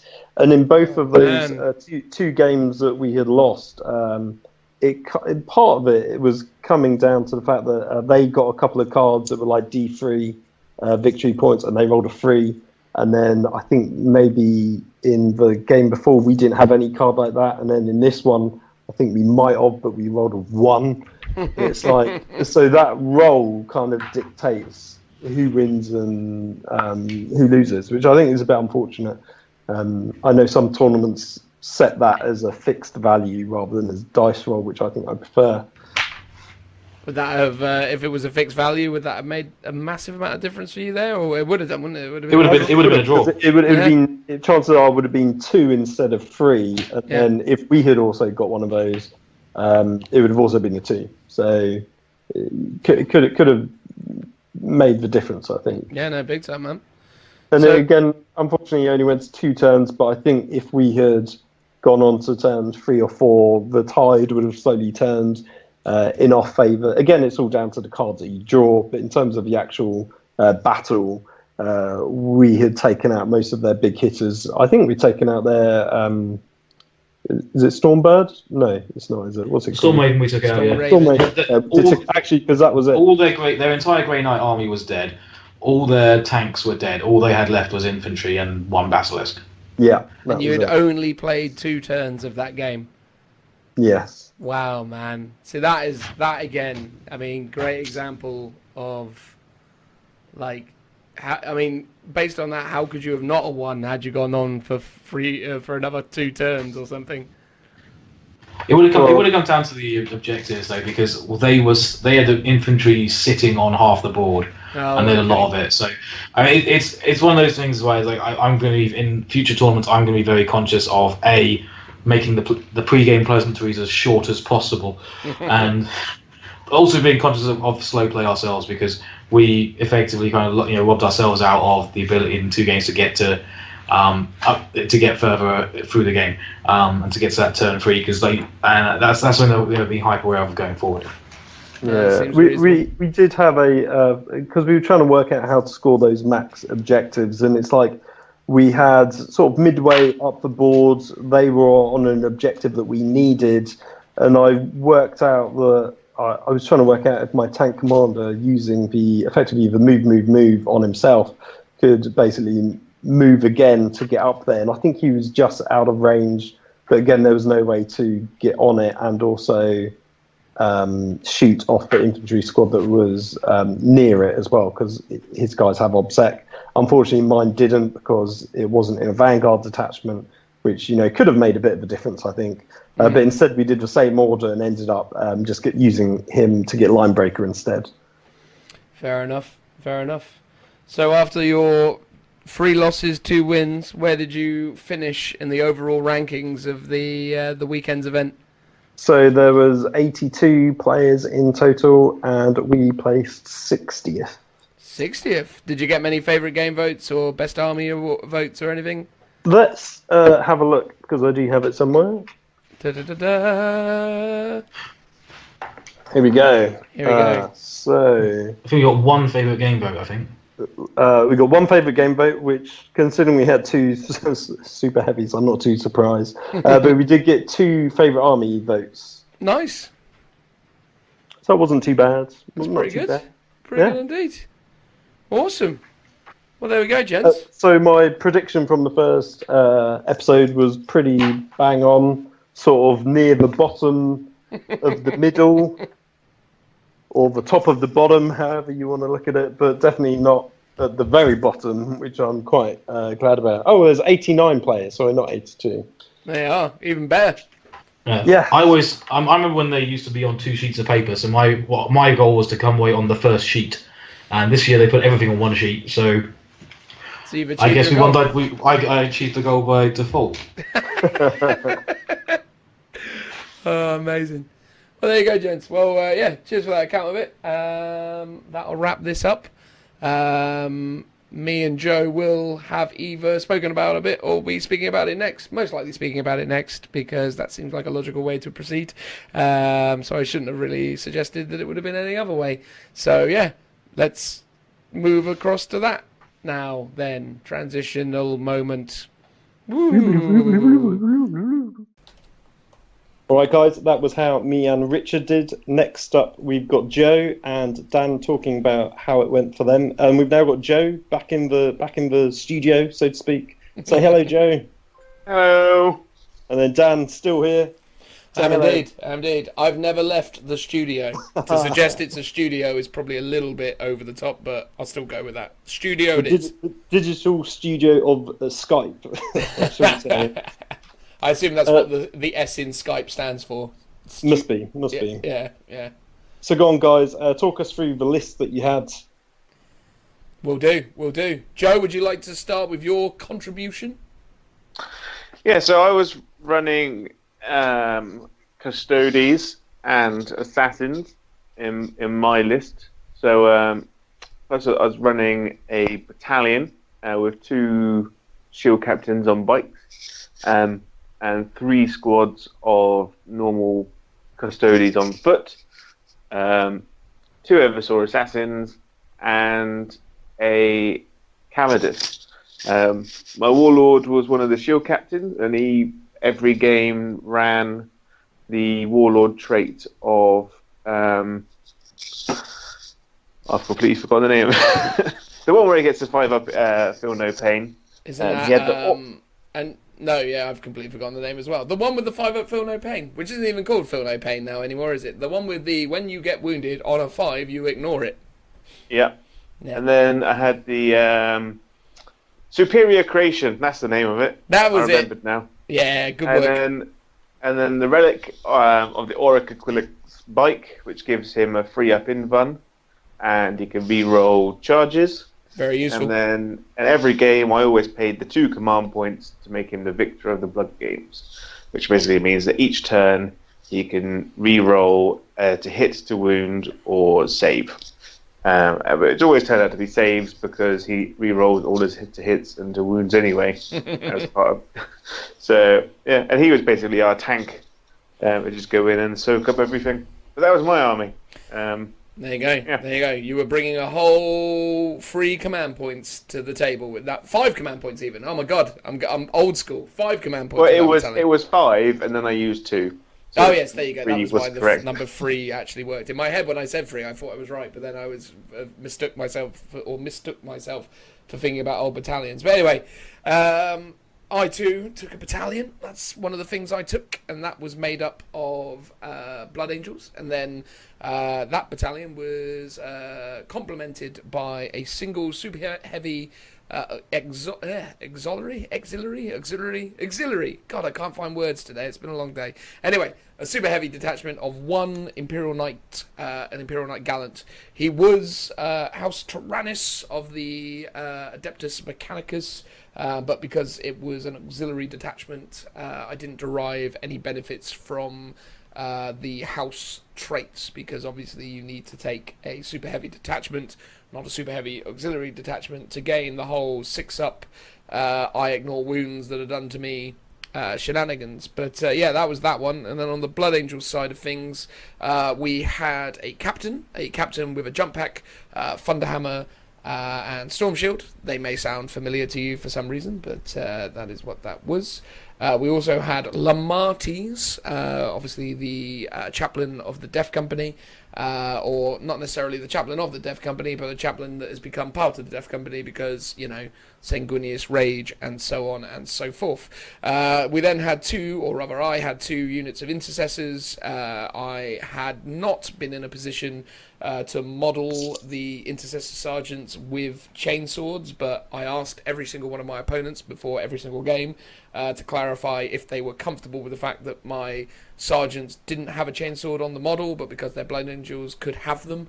They're a 0-point upgrade for a Blood Angel sergeant, so I figured why not take the chance and ask the question, because if someone goes, yeah, sure, that's no worries, I get myself +1 attack for no points whatsoever. So, didn't hurt, just ask the question. No one said no, because most people are really decent about their stuff, and to be honest with you, the Blood Angels only, or rather, the Blood Angel Intercessors only ended up in combat maybe 1 or 2 times in the entire tournament. Wasn't really what they were there to do. But then rounding out the troop section was a scout squad, all armed with sniper rifles and camo cloaks. We then had a Death Company unit that was all armed with jump packs, obviously. So Death Company with jump packs. That rounded out the entirety of my 1,000 points total. So things of note, obviously the captain is commonly known in internet circles as Captain Smash, and he was no different here. As a result, he took the relic of the Angel's Wing, so he replaced his jump pack with the Angel's Wing. And for his Warlord trait, because he was my Warlord, my main Warlord, I then also took the Artisan of War Warlord trait, which, if you don't know, increases the damage of his Thunderhammer, because you're always going to do it to his Thunderhammer if you are taking a Captain Smash. Increased his Thunderhammer's damage from 3 to a flat 4, so it made him extra damagey, which is crazy useful when taken into consideration alongside all the other perks and benefits that that Blood Angels give close combat units. The only other stuff that's worth highlighting with Captain Smash specifically is the fact that I have the option to make him a member of the Death Company. Strangely enough, within this tournament, which was different from the Warhammer Grand Tournament and quite different from a lot of independent tournaments I've been to, they gave us the relative flexibility when it came to stratagems to choose to use them or not in each game, so I didn't need to specify that he was a member of the Death Company on the army list, but I was able to do that and did that in every single game, because why wouldn't you? And then based on that, the only other thing to highlight was how we worked with the Knight Gallant. So the Knight Gallant was always an additional Warlord, so we used the stratagem from the Imperial Knight Codex to make him an additional Warlord, and as a result a character. So he was a Warlord character who we almost always gave, in fact we always gave him the +1 to his invuln save, which made him have a 4+ invulnerable save against ranged attacks, and then we always, if not in fact often gave him the Paragon Gauntlet, but in one game we also decided, because of the nature of how the rules work, that we were like, well, in this instance he'd be better off having a 2+ armor save. So in one instance we gave him a 2+ armor save, but in almost every other instance he took the Paragon Gauntlet, which was crazy useful. So yeah, that was our army lists. Me and Joe did actually spend a bit of time talking about and debating what we thought was the best way of utilising this army. Hopefully you got some impression of that before in the last of the episodes of our podcast here. But yeah, how do you think the synergy worked in practice, Joe? Were you happy with it all? Oh yeah, it was. It worked great. Before we even went to the event, we already had the general idea of the 2 shield captains and the knight were our key front runner attackers, and then behind those you have the line of the custody infantry, and then behind that you have the Blood Angel intercessors. And then at the same time we knew that we still had the 3 assassins and the deep striking jump pack infantry for the Blood Angels. So we already had game plans set out to go, and we knew it was pretty strong. And because we played together against each other once a month twice a month sometimes for the last 4 years. We know each other's play styles and how we work. So we're a pretty solid team in that respect. Indeed. We have an intimate knowledge of one another, would you say? Yep, definitely. I'm not going there. I'm not taking the bait. No, fair enough. And again, similarly for me, I think by the end of the event, I think we had some notes and some things that probably on average didn't necessarily go as smoothly as we wanted it to. I think probably one of the most consistent kind of underperforming units for us was the Kaladas Assassin, I would say. Yeah, there was like a few times when like her ability to cost your opponent extra command points is great, but her actual on the table performances were always terrible. Like she never really did anything. Yeah, I think as well though that was a lot to do with a lot of the armies we came up against as well, right? We never really saw anyone with anything where she was really going to come into her own. The sort of stuff that she's amazing against is if you happen to have, I don't know, some kind of like elder character in the back lines, but again we never really came up against armies like that. So the stuff that she's probably best against we never really faced, so I think that's probably reasonably why we felt that she was relatively underwhelming. But it's fair to say that her effect of how she affects command points in the first turn did have a bearing on things. I think people were slightly more cautious about using stratagems as a result of her being on the board, but I didn't really necessarily feel if it really added anything in the grand scheme of things. But that's nitpicking, I'd say. There's so many armies now that have pre-game stratagems, which seem to eat a lot of points out of each person's army. So before the game's even started, your opponents have already used 5 or 6 of their allotment. So it means that they haven't got that many to play with. So they're always a bit stingy in the first turn. Absolutely. And it's interesting how that mechanic comes into play within the game as well, because obviously it's before the first battle round or before in the deployment step and so on and so forth. And there's all very, very different worded versions of the same result, which is before the game starts, this thing happens. But yeah, it's interesting how that stuff sort of stacks up and works for a lot of armies. But yeah, I'd say overall I was happy with it. I mean, I'm not going to be bold enough or crazy enough to say it was the perfect army list because we didn't win all our games, so it clearly wasn't. But but I think we played it as well as we could do, and I think we had a good account of it in what we did, which I guess we'll talk about in a second. Yeah. That sounds pretty good. Quick question about the Kaladas Assassin. How does the CP thing work? Is it the very first stratagem that they use in the first turn, or is it any stratagem in the first turn? It's any stratagem in the first turn. So if your opponent says they want to do something, basically I roll a dice, and on a 4-up, it costs the opponent 1 extra command point. If they choose to continue with it, then it costs them the extra command point, or they can choose not to do it, but they lose. They lose the command points altogether. So 9 times out of 10. They go, it'll just cost me the extra command point. If I don't roll a 4+, then it just carries on as normal. Tell us about your first game, who you were up against, and how well you did. Absolutely. So our first game was against a lovely couple. Not to say that they were actually a couple. No, of course not. I just for whatever reason that was a humorous way of describing them. But no, they were a really great bunch of guys, or pair of guys. They were running Astra Militarum and Custodes, and it was a really, really interesting army list. And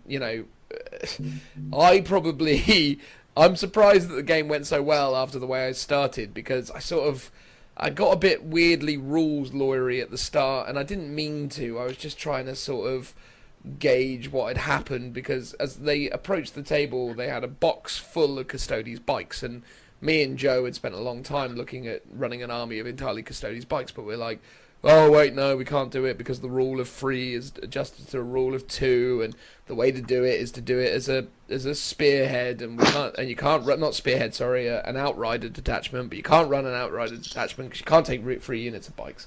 Blah blah blah blah blah. But no one would run it as a patrol. Running it as a patrol would be crazy because you don't get any CPs and so on and so forth. So as soon as I saw bikes, I went, "Oh God, has he actually read the rules pack?" And I thought to myself, "Oh, I'll ask him, and I'll try and not be a dick about it because I'm probably wrong." But what I probably should have done, I definitely took a lesson from that, is I should have just waited and to see his army list, and then had probably done it. But for whatever reason, in my weird sort of way, I just went, "Oh mate, you got it wrong" from the very outset because I'm an idiot, and We always like to start on a good footing. that was how I felt about it. I was just like, the Getting problem is that favourite game vote in there. straight hey, away. I think that's credit where credit's due. I think they gave us a favourite game vote. They really enjoyed it after that horrible start. But, Maybe that's the way to do it. Start bad, and then their expectations are much better. Strangely enough, because when I was fortunate enough to win a Knight of the Inner Circle award, Okay, how long was that? yeah, exactly. Restart the clock. Before you mention it. But yeah, when I was fortunate enough to win my Knight of the Inner Circle award, you can't see it obviously because you can only listen to me, but here it is just to the side of me. When I was, I can clink it against the mic. There it is. Anyway. Carries it in the fold of his coat everywhere Absolutely, he goes, I've always got so it. you can drop it into a conversation. Exactly, I've always got it on me. I should make a medallion out of it for when I go to Warhammer World, but Fantastic. yeah, I know, wouldn't that be ridiculous? But anyway, when I won my Knight of the Inner Circle award, where you get 5 favourite game votes, that means 5 people thought you were the best person that they played all weekend. That's right. When I was awarded that, same thing happened though. I played my second game. I played against a guy and he got orders all over the place, right? And I had to sort of get to a point where I was like, mate, I know this sounds ridiculous, but like we're playing in a grand tournament heat here, right? I expect you to get these rules right because like the hell you're doing. So we did actually have a bit of a thing, but then I realised again because I had an idea in my head and I decided to get annoyed about it for no reason, and then I sort of talked my way out of it where I was like literally like, man, I'm so sorry, that was just completely uncalled for. Because that's the thing. I mean, generally speaking, I'd like to think I'm a nice guy to play against and I don't turn into a dick. But then my biggest problem is I'll say things thinking that it's a perfectly fine thing to say and then discover that the other person is taking it completely the wrong way, and then I've got to kind of dig my way out.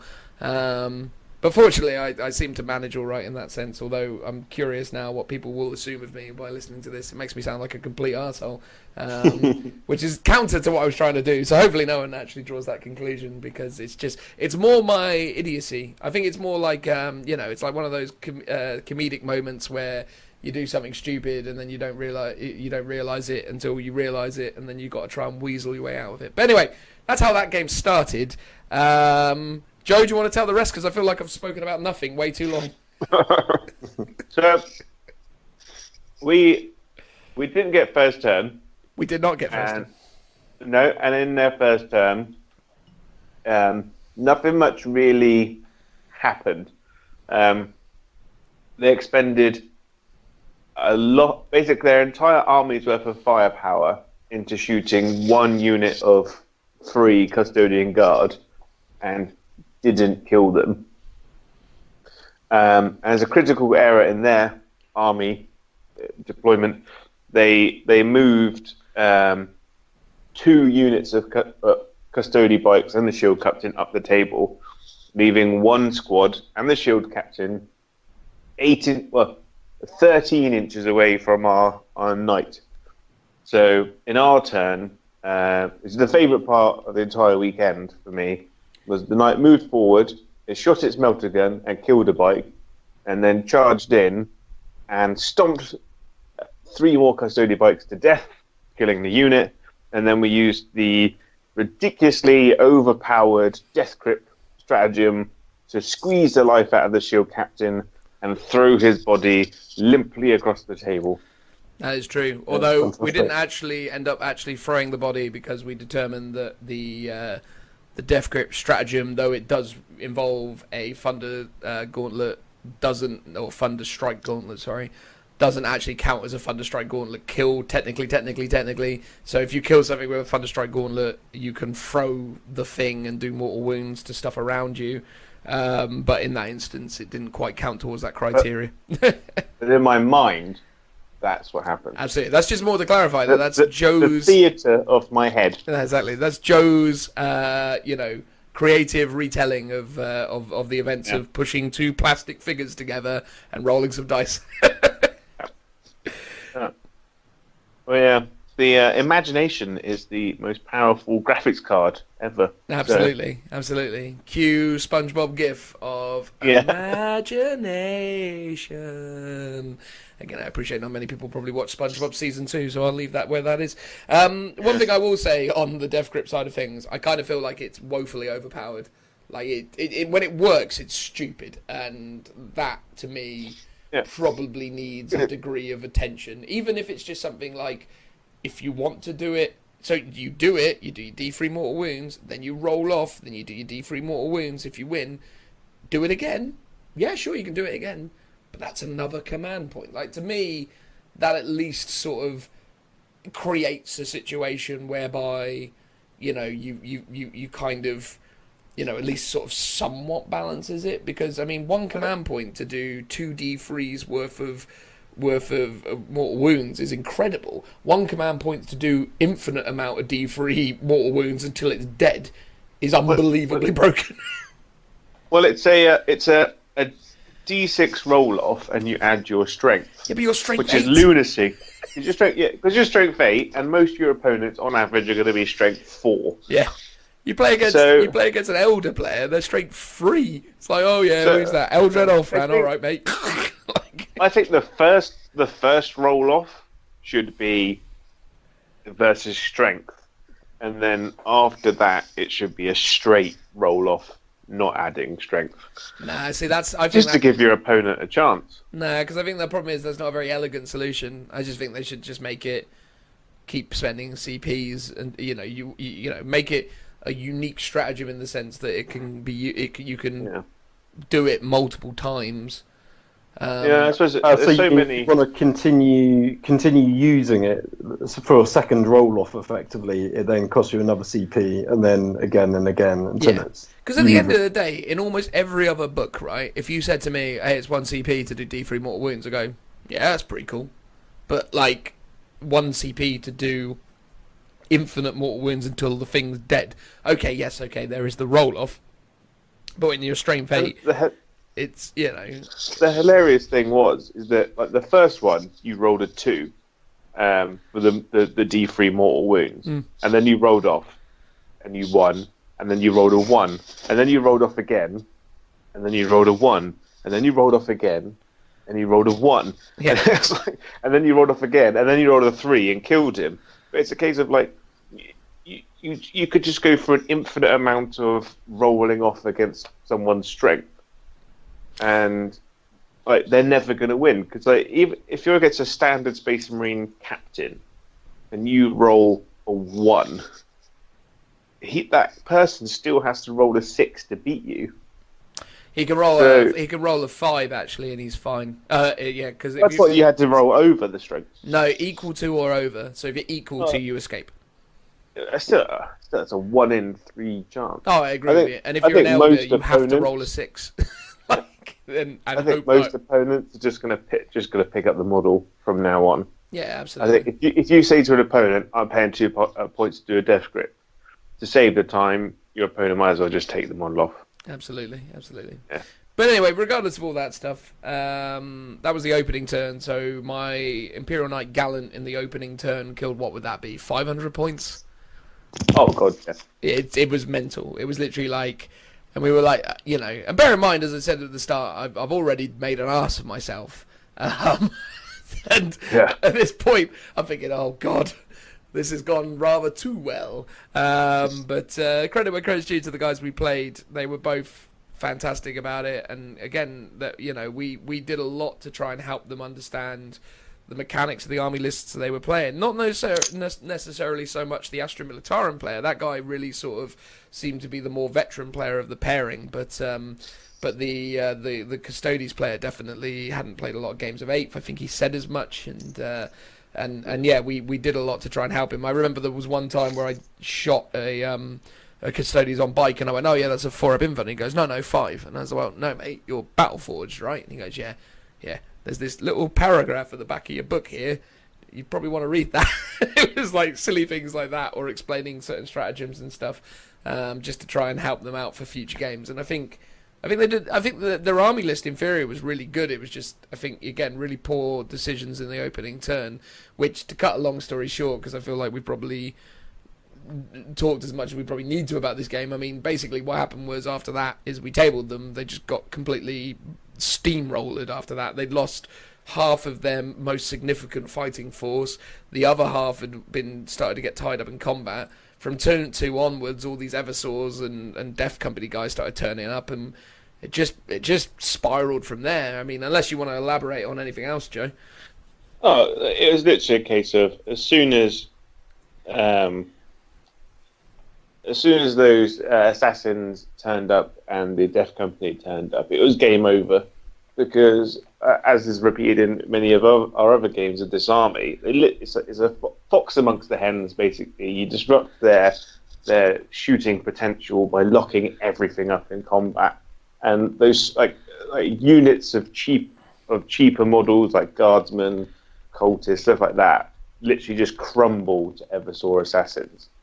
And normally, you leave like 1 or 2 models behind, which means that your opponent's like, well, if I drop out of combat, I can't shoot, so I'll just stay in combat, which inevitably means that the Eversaws get a free round of combat in our turn, or in your opponent's turn, not being shot at, and then in our turn, get to shoot and charge again. And the Eversaws have surprisingly good shooting as well, right? Oh yeah, so they've got the Melter Bomb, which is the strength 8 d6 damage. And they've got a 4-shot pistol that re-rolls the wound. Against infantry. Against infantry, but it's a strength 4 -1. Yeah.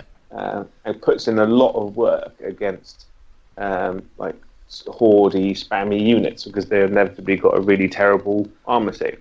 It's fair to say as well, the amount of times he would, in the shooting phase, shoot himself free of combat with the pistol rule allowing him to shoot into the combat he was in, and then charge his 3d6 off in another bloody direction was crazy. And because I had the 2 assassins charged into 2 squads of guardsmen, killed half of them. Next turn, in their opponent's turn, either killed the unit or left 1 or 2, which he then shoot in our turn, and then charge into another one, and then just do the same. Yeah. It was a really valuable tactic. No, on the other side of the table, we had things like your Death Company, which would just come in and murder everything. Well, unless they didn't, which also is a spoiler for future things. But yeah, so that was that. I think, again, really, really good guys, really good game. We got 4 turns into it, and then everything was dead. Well, not all our stuff, all of their stuff was dead, and that was how we ended game 1, which was good fun. I mean, the mission, if anyone's interested in it, I mean, again, exactly the same mission that Phil and Richie played when we talked through that one, but it was kill confirmed. But we killed everything, so the kill was definitely confirmed in that instance. Did you guys make a note of what your final VPs were, or was it just a straight tabling, so it didn't matter? Yeah, it didn't really matter at that point. I think we were also up on that, and then in terms of units, I think the Custodes player had 1, 2, 3, 4 units, because it was 1 5-man unit of bikes, 1 3-man unit of bikes, 1 unit of regular Custody guard, and 1 shield captain on bike. So yeah, 5 of them, and then the guard player was 3 units of guard, 2 manticores, right, Joe? Yeah, 2 manticores and 2 Lehman Russ commanders. Yeah, and he also had maybe it was a 4th unit of guard in there, and I want to say there was something else in terms of like. There was a Primaris Psyker in there. Yes, as well. that was it. So yeah. I mean, there could have been more. I can't remember exactly, but yeah. So in kill points, we got everything, which amounts to what was that? Maybe 12 points for that, and then yeah, we scored. I think again every single one of our. I mean, spoilers again. Every single one of our tournaments game, we ended up drawing domination, which is control every objective marker, and every game we scored that. So we were flying basically at that point. There was it was literally the moment we drew that, we're like, okay, we will go through some kind of weird brainstorming Rain Man-esque 5 minutes of figuring out some overly complicated, convoluted way of getting it, which normally resulted in, okay, if this guy does this miraculous thing and this guy does this miraculous thing, and then we kill this unit, we've got it, and then somehow it worked. Yeah. Every time, which was madness. So, for the sake of argument, let's say we got, I don't know, 20 VPs to their 7. There you go, there's a number I've plucked out of the air. That'll do. Yeah, that was a good game. Very good game. We didn't get... No, we did get... No, we didn't get first blood in that game, though, did we? No, we didn't get first blood in any of our games. Bar one. Bar one. Oh, yeah, because that was in our game. Well, it's in our game 2, which we're about to talk about, I suppose. Yeah, so game 2 we got the first blood. Well, anyway, let Phil take the reins from here. Anything else from you, Phil? I know, all sounded pretty good. Now you may proceed to game 2. There you go, there we are. Good arbitration there, my friend. Is arbitration the right word? Have I chosen the right word there? Possibly. I'm going to have to Google that in a second. Joe, do you want to introduce game 2? Yeah, so game 2 we played Double Tau, which was fun. And hang on, I've lost my notes in a really clever way. Hang on. Oh, it's gone. Yeah, so it was. We played Sealed Orders, which is the mission where our opponent can't see what we've scored until we've scored it, and we played what I call Long Dawn of War deployment, where you have the 2x4 deployment zone at each end, and then the 2x4 no man's land in the middle. Is that Hammer and Anvil? That's the one. As a guard player, I'm well aware of that one. Yeah. It's like, please let it be that. And they had a really strong army. Like when I looked at it, I was like, oh, we're going to have trouble with these guys, because they had the Wyvara Flamer Riptide, which was absolutely savage. In one guy's army, because he had a battalion, so he had a Crisis Suit Commander, a Fireblade, 4 units of 5 Fire Warriors, the Wyvara, and another Riptide. And then his teammate had a Crisis Suit Commander, an Ethereal, and a Fireblade, 4 units of Fire Warriors, 2 Broadsides, and a unit of Pathfinders. And the synergies in that army is just ridiculous. Absolutely madness. When Tau stand in a line, wrapped around an Ethereal and a Fireblade and a Commander, my God, they shoot for days. But if it wasn't for the fact that our army is so resilient, anyone else would have just dropped dead. And I'm pretty sure they won 3 out of their 5 games by tabling, talking to them later on. I have... Isn't it weird that they just classify everything else as Xenos rather than actually listing... so I can't actually tell which one they were. Yeah, because the only people they lost to was myself and Dan, and then 2 other guys who were running a Demon of Khorne and a Demon of Nurgle army, which we actually played as well. They everyone else, they literally just blew off the table. Because like turn one, their entire army puts out 150 pulse rifle shots. Wounding with ouch. +1 to wound as well. Yeah, so it's like re-rolling to hit, re-rolling to ones to wound. I think it was re-rolling ones to wound. Or either that or it was the +1. It was painful, man. It was like 160 shots, and almost all of it went into our Knight Gallant. And they would have killed the Knight Gallant had it not been for his house stratagem, which allowed him to, on a 4+ at the end of the phase, be placed back on the board as close as possible to where he was previously with D3 wounds. So yeah, that stratagem came in crazy useful because they shot the ever-living crap out of our knight, and although it did actually kill it, it didn't actually kill it because stratagems. He went Gilliman style and got back up. Yeah, and the game pretty much went how we planned it to. It was literally a case of just hitting hard with the 2 shield captains. My warlord one is the guy who basically goes in and tanks everything because he's got a free up. It's essentially he's got a free up re-rollable invuln. Rerollable once, but rerollable. Rerollable once, but I was rolling so well. Like the guy put, I can't remember how many wounds in. He hit me 6 times, 7 times, something like that. I think he hit me about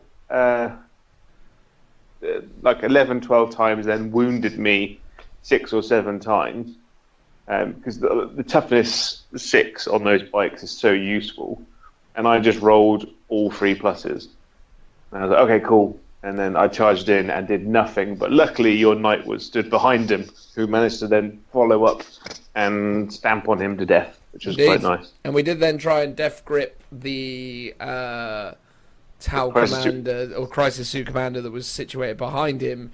But that guy actually wriggled away with 1 wound or 2 wounds, maybe. Yeah. So he did actually manage to win out because I rolled a 1 and he rolled a 6 or whatever it was, and it was like, yep, cool, away he goes. So that was a bad roll on my part, but at the end of the day, yeah. And credit where credit's due to the 2 guys we played against, right? I mean, one of the lads, it was his birthday weekend, and he was definitely in a jolly mood and a great guy to play against.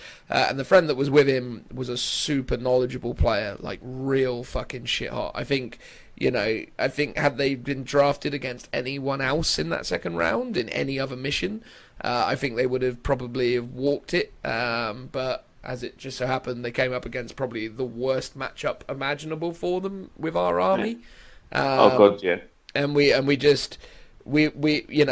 me and Joe both said, I mean, it was one of those things where and again, fair play to these guys, really transparent with all their information, held nothing back, very helpful, because neither me or Joe massively know Tau. We know Tau from a historical precedent, but no one's really playing Tau in my circuit, and I don't imagine it's much the same for you, Joe.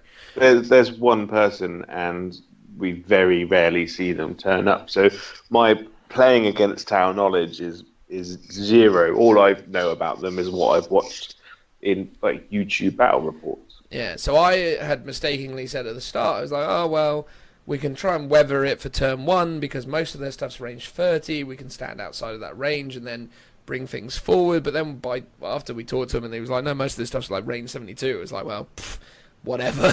We're going forwards then, aren't we? So a conversation between me and Joe where Joe was very adamant, and I was like, well, hang on a second here, mate. Let's find out. And then once we found out, it was like, yeah, all right, cool. Joe, you're absolutely right. Forwards. Yeah. Forwards it is. Forwards it is. And because of the nature of the deployment zones, because it was it's the one where they were like, again, for whatever reason, we were about 18 inches apart because it was 9 inches from the center at the very tip of this like spear thing. So yeah, we were apart, and then we basically. Yes. My warlord on his bike moves 14 inches, so it leaves him with a 4-inch re-rollable charge. And they put that Wyvara right on the tip of their deployment. So it was a case of we have to deal with him now, or he's going to be a problem. Yeah, and we lucked out with turn 1 there. So yeah, so turn 1, the knight did that, didn't death grip the dude. The dude then moved in towards Joe. We took that unbelievable turn of shooting, which we've already talked about, and then turn 2 kicked in. The assassins turned up. The Death Company turned up. Even though the Death Company bounced hard off of the riptide at the backboard edge, again, the damage was done. We probably spent, of that 2.5 hour game, we got all the way through 5 turns.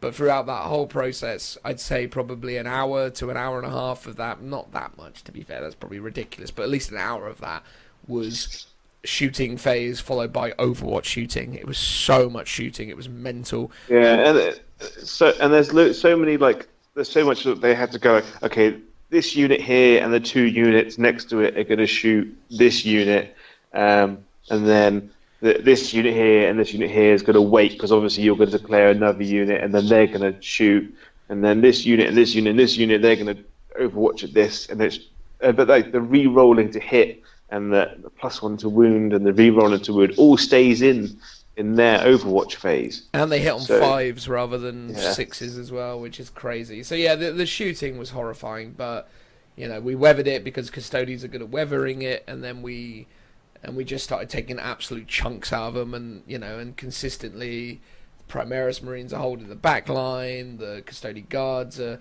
slowly moving up, the Eversaws are just, wrecking things, the Shield Captains wrecking things, the Knight, did its job in the opening turn and then stayed alive and then proceeded to die, but, Yeah, because we opted to not charge with it in our second turn because it had 1 wound left, and we just pulled domination. Yeah, so we basically needed to kill everything off of this objective marker. But the thing was, the case of well, if we declare a charge with this Knight, we have lost that objective marker, because it was that thing where it's because that Knight was not going to survive that charge. So we had to rely on the combat clearing things out, which it did successfully. And yeah, that was another one of those fantastic moments, as Joe talked about earlier, where it's put all the pieces together and let's see how it comes off, and yeah, it worked out well. So yeah, by the end of it, I mean, again, I think at the very last turn of the game, they probably had 1 or 2 models alive, but they were very sportsmanly and went, look, we've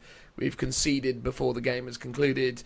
You're going to kill us in the next turn. It's fine. That's a tabling, and to be fair to them, that is exactly what was going to happen. So yeah, we resolved that with a tabling for us. Victory points again. Again, it's a moot point. It was sealed orders. We'd done all right on that front. We were winning. But to put the nail in the coffin, everything in their army was dead. So again, it's because it was the mission where you pulled 6 the first turn, and then you couldn't draw any more cards until you'd completed all 6. And then in which case you draw 5, and then once you complete. But we maxed out all 6 in the first turn.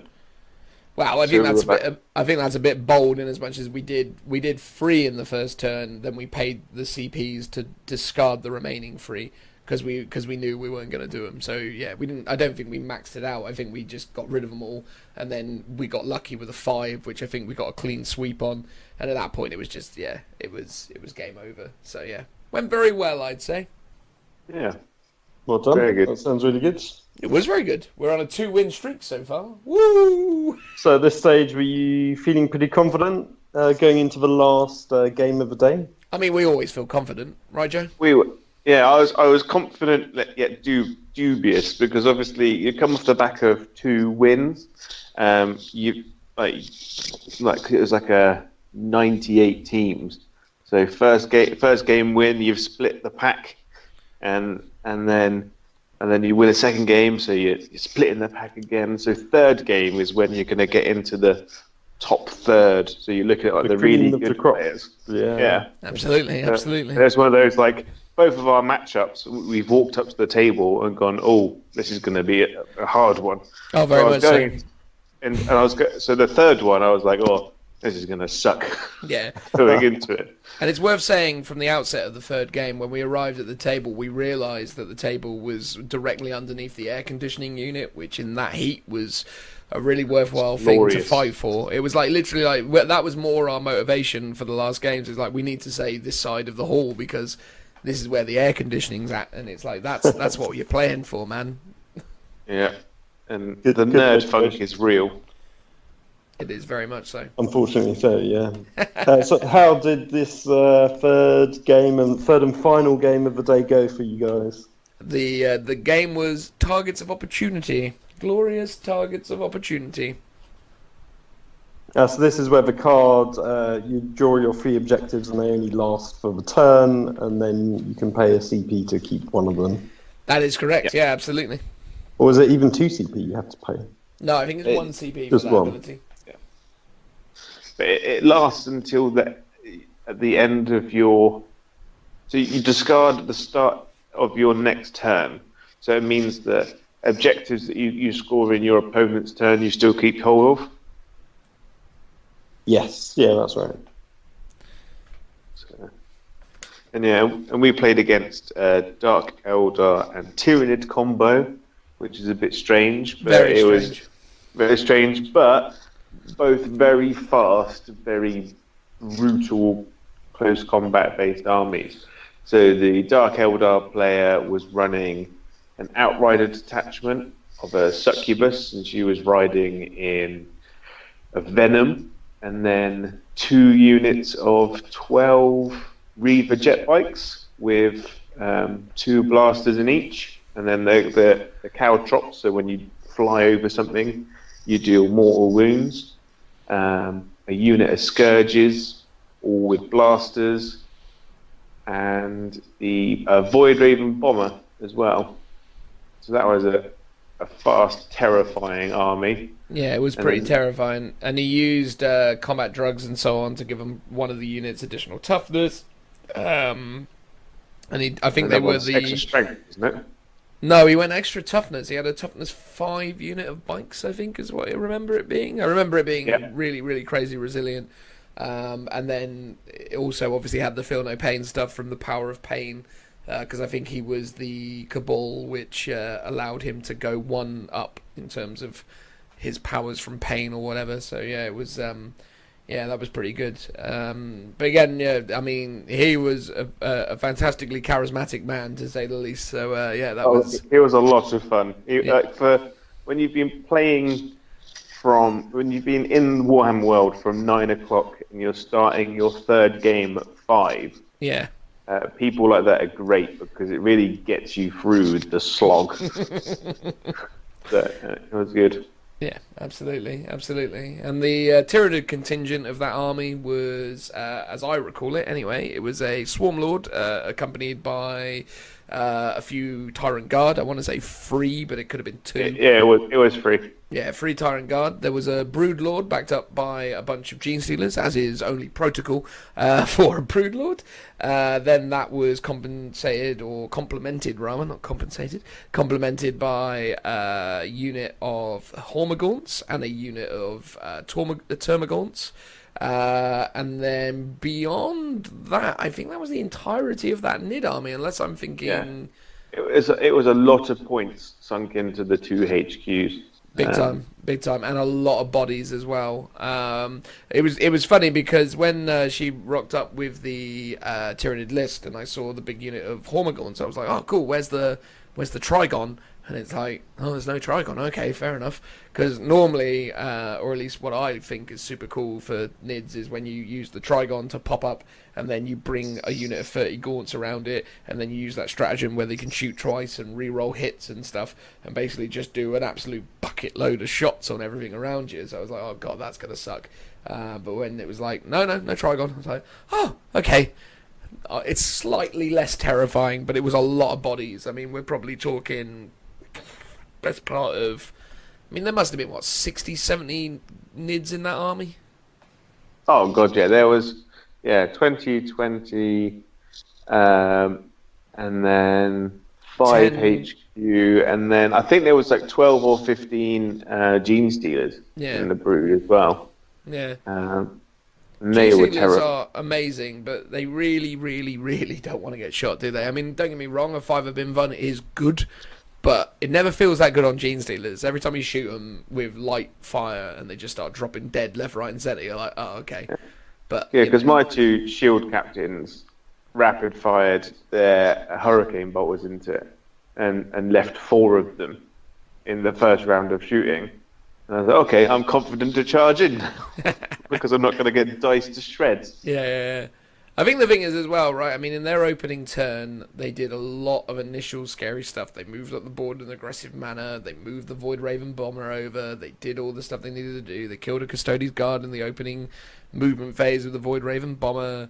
They applied pressure. They started shooting. They were doing stuff. We felt like, oh god, this combat phase that's about to come is gonna royally suck. And we were, both of us, kind of gritting our teeth, going, oh man, this is gonna be horrible. But then it never happened. So they had elected, for whatever reason, to leave their units stood in the open within charging distance of knights and Custodes. And their logic was, well, yeah, we're still just elves, or rather space elves or Eldari. We're going to bounce off your Imperial Knight. And all we're going to do by doing that is ensure that we're dead by the end of your turn one. Whereas if we stand in front of you, yeah, sure... you may kill the greater majority of the unit, but you might not kill all of it, and then we can move on. But again, I don't really think, because to the guy's defense who was running the Elder, he obviously hadn't really read up on Imperial Knights yet and had no idea how many attacks the Gallant could do. So when I turned around to him and was like, this Gallant's going to do 15 attacks, he was just like, I'm sorry, what now? I was like, yeah, that's how many attacks it's got, and they're all strength 8, and they're all -2, and they're all doing D3 damage, and it's like, oh good, I was not aware.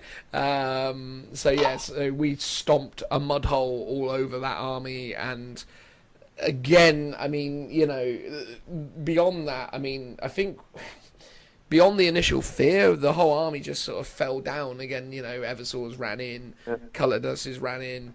Everything ran in that was supposed to run in. Captain Smash, battered a few things. I can't remember what his kill count actually included, but he killed a lot of stuff. He tried to kill a Void Raven Bomber, then he killed all of the Scourges. It basically just turned into one of those things where I think at the end of the game, the only thing left alive on their board was the Void Raven Bomber and a Venom, which... we took the Venom we actually used it actually died in like our last round of combat as a leapfrogging device, so that we could get domination. So in it was that part of sense, one of our tools. So in that case, I think because weirdly enough, they took a turn 5, which then for whatever reason we agreed that we wouldn't bother taking a turn 5 because we'd already won so badly. They just wanted to take a turn 5 for honour's sake. But they agreed because obviously they didn't let us take a turn 5, and in our turn 5 we definitely would have killed their last HQ choice, which was not the Void Lord, oh god, Swarm Lord. That's the word I couldn't find. They agreed that was dead, and then technically we could have claimed that because the Void Raven Bomber is subject to the boots on the ground special rule, that also could have been conceived as lost points and could have added to our victory point total. But again, at that point we thought to ourselves, we've had 2 tablings. These guys, we've basically claimed like 1,800 points of their army. It felt ridiculous to start arguing the toss after we'd had such a successful start to the day. So yeah, I mean, unless I'm mistaken, Joe, literally the first turn was scary, and then we won. And I mean, that was all I recall. There was a ridiculous moment where in our turn 1, the shield captain for some reason didn't want to die. He charged into the Brood Lord and the 4 remaining Gene Stealers, and then just deleted the Brood Lord. And then the Gene Stealers did nothing. And then in their turn, they had to divert the Swarm Lord away from the Knight to try and deal with this shield captain. And then they charged it and did nothing and killed him. And then he flew away and kind of worked as a good distraction piece. But yeah, there was like nothing that really threatened us in any kind of way. Although through attrition by the end of the game, they had actually managed to kill my entire Custody army. And mainly through psychic mortal wounds, which is the big hang-up for my army. Bizarrely enough, though, I don't think they killed... Oh, no, they killed 1 unit of intercessors, and then everything else in my army was alive. So that, but again, that's a lot to do with how your army operates, right? We really used the Custodes and the Assassins as the absolute kind of, aggressive front line. So it's not surprising to me that in almost all games, the most damaged part of our army was the Custodes. Although, to be fair, on average, if anything was living, it was that shield captain on bike with warlord traits and shenanigans. Yeah, so that was the only game in which we gave away a warlord. No, we gave away a warlord in the next game we're going to talk about as well, but it wasn't your warlord. Oh yeah. That was the only game that the shield captain died in. Yes, that is correct. Yeah. Yeah. Sounds good. Yeah. All good. So 3 for 3 so far. I know, right? It's surely got to come to an end at some point. And if I was to bet as well, because we got 3 favourite game votes from the weekend, I would gamble that those 3 games were our 3 favourite game votes, right? That would be my assumption. They were definitely my 3 favourite games of the weekend for sure. Oh god, yeah. Yeah, they were excellent. It's only a shame that we can only vote for 2, because I would have given all 3 of them a favourite game vote if I could have done. Oh, definitely. Our next game, game 4, was probably our hardest game. Tactical Gambit, man, is a real bitch of a mission. It was a really difficult game. It was really, really hard. But those games, for me, are often the most fun. Because it really makes you work for it. And to be fair, on that game, there are you can bet big and actually do well from it. I mean, I think the thing is like the conservative way of playing it is every single time you start a round, you say I am betting 1, and which basically is you stating how many tactical objectives you're going to actually fulfill. So the mission is built around the notion that you as a general declare a number, and then you need to achieve that number of tactical objectives. And if you don't achieve that number of tactical objectives, you still gain the VPs for the tactical objectives you did do, but your opponent gains what you had gambled. So if I said 2 and I achieved 1, yeah, sure, I get whatever VPs I got from achieving that 1. But if my opponent was in this example, Phil would have gotten 2 victory points because I gambled 2 and I didn't achieve it. So it's a weird high stakes game that actually can really kind of open up a lot of fun, interesting opportunities. But a lot of the time, most people just go, "We'll bet 1, and almost always achieve at least 1. So yeah, it's an interesting mission. I think in our one, we one of the reasons why we lost that game was because I think the first one we bet 1, but they always bet 2, and they always managed to get there too. So it's like you end up doubling your number of points potentially because you get 2 VPs, but then you score another 2 VPs. An easy way to, not necessarily an easy way, but it is a good way of, if you're doing well, you're just going to do even better. Yeah, and it makes it that much harder for the losing team to catch up. Yeah, I mean, in retrospect, we probably should have gambled 2 in the very first opening thing because, the lot of these guys' army relied on deep striking stuff. So we should probably talk through what that was and how that all kind of worked. So I guess I'll start because Joe started on the last one, and you. Which one do you want me to describe, Joe? The Khorne demons or the Nurgle demons? Do the Nurgle one, because I can never remember the weird and wonderful names for their characters. Oh God, me neither. Hang on, let me just quickly open the Games Workshop website. We'll just do a little bit of holding music right now while I'm opening up the... So the general gist of their army, where Dan's going to find out the character names, was 3 units of 30 plague bearers and the Nullmore tree. The Peculent Nullmore, I think it is the tree. This is the terrain piece that is it classed as a fortification, but you can't actually target it in any way. Yeah, so that is correct, it basically means that you can advance and charge, fall back and charge, and it gives bonuses to movement and deals extra mortal wounds each turn.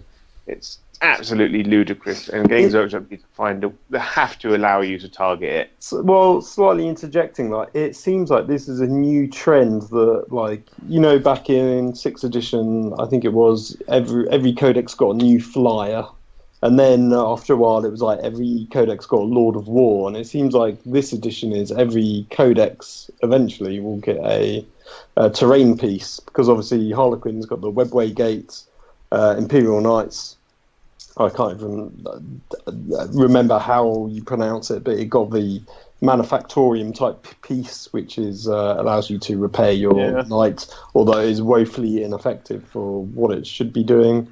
And Nurgle get this nice tree, which actually you see quite a lot of in those top tier Nurgle lists by the looks of it. It's so good though, man. It's like, I mean, it's just, there are no negatives to it. It hurts enemies that get within 3 inches of it or 6 inches of it. It buffs everything that's within 6 inches of it, and then obviously with the Nurgle units, they're so bloody durable anyway, so you see loads of people, with these tree formations, with just those snaking conga lines of demons coming out of it.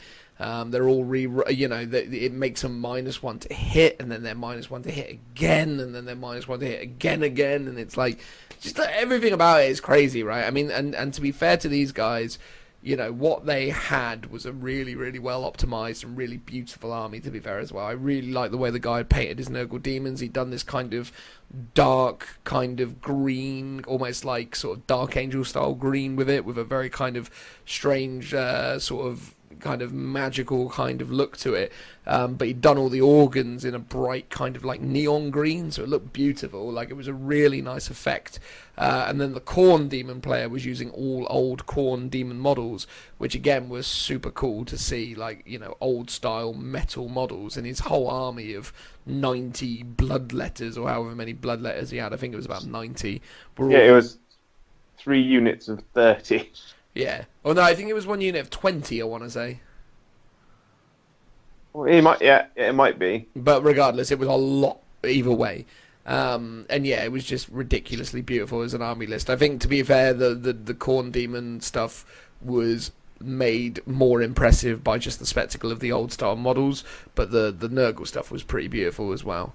So in short, as Joe basically said, you did have the feculent Nalmor, or whatever how you pronounce it, but the tree basically of ridiculousness, obviously in the latest chapter approved 2017 chapter approved 2017 or 2017 edition, they have updated the points of this thing, but it's still unbelievable value, even with that increase in points, for what it does to the army. They had the 3 big units of Nurgle Plague Bearers, and then that was complemented by a full kind of suite of HQ. So that was your Poxbringer kind of Herald. That was your Bell Piper or Baal Piper, whatever it was. The dude with the bar.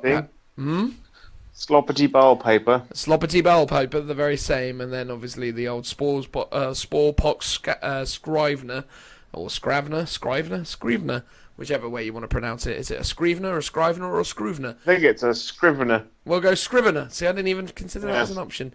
But that was basically it. It was a tree, a couple of these herald-like creatures that gave him a bunch of buffs, and just loads and loads of stuff wrapped around it. I mean, it was unbelievably durable, and that was what started on the board. It was just literally like, right, okay. And me and Joe, when we had gone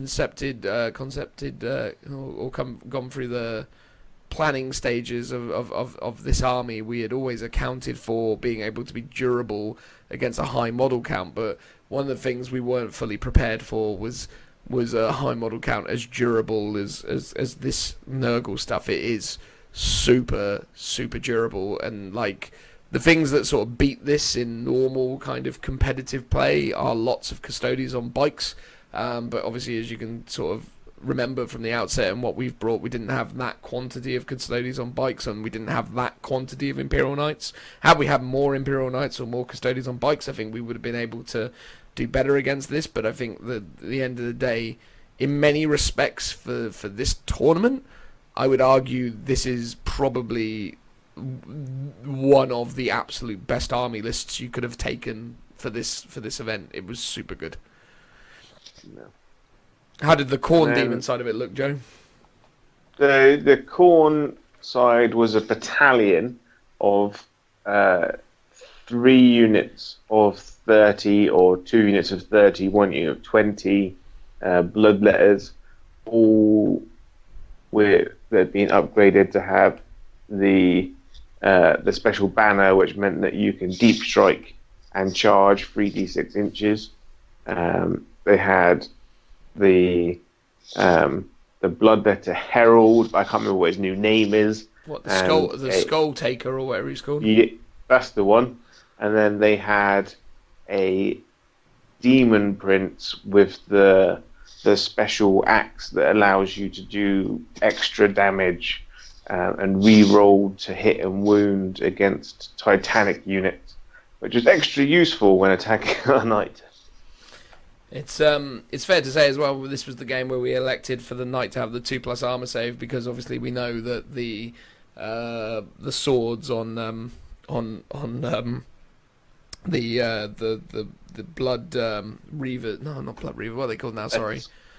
The bloodletters. The bloodletters, yeah, thank you. So many variants of blood something in 40k. I couldn't quite find the words for it. But yeah, that we knew that those swords were going to be devastating to our knight gallant, and tried to plan accordingly around that. But I mean, yeah, it's how to describe this game. I mean, in the opening turn, we didn't really do anything. We let them go first because we felt like so much of their army was in deep strike that we just didn't have any other choice but to let them go first. In their opening turn, they got into combat with the scouts, didn't kill the scouts. I think the scouts are probably the heroes of this game, not really, but you know, just because the fact they didn't die for 3 turns gives them a certain level of kudos, but they did die eventually. The knight, They took a lot of punishment. yeah, Those guys. the knight charged into combat because everything was -1 to hit. It didn't really do very much, and then the guy we were playing against was really hot on his rolls that turn. I mean, he just rolled 5-up invuns for days, and even if he didn't roll the 5-up invuns, he was rolling the 5-up disgusting resilient rolls, so he was really on it. So yeah, in our opening turn we didn't kill anything because they're massive 30-man units and near impossible to kill. We didn't lose anything, but you know, we weren't exactly, you know, on it at that stage. You know, and yeah, okay, fair enough. We only gambled one tactical objective in the first turn, but we ended up basically only achieving 1 tactical objective, no secondary objectives in that opening turn, and you know, and I think they had achieved 2 in their turn as well as the 1, so we were already on the back foot. And I think, yeah, from there on in, it just kind of continued that way. You know, so yeah, I mean, what would you say, Joe? What was your highlights from this one? Oh, it was a hard game. Like, we literally nothing. The bloodletters came down and literally just tore the heart out of our army. Not really allowing that much to do, because like custodies are tough and even intercessors are tough because they've got 2 wounds, toughness 4. But the bloodletters are putting out something like 60-70 attacks a unit, Yeah. and they're like hitting on 3s, re-rolling 1s. They're strength 5, I'm pretty sure, with those swords.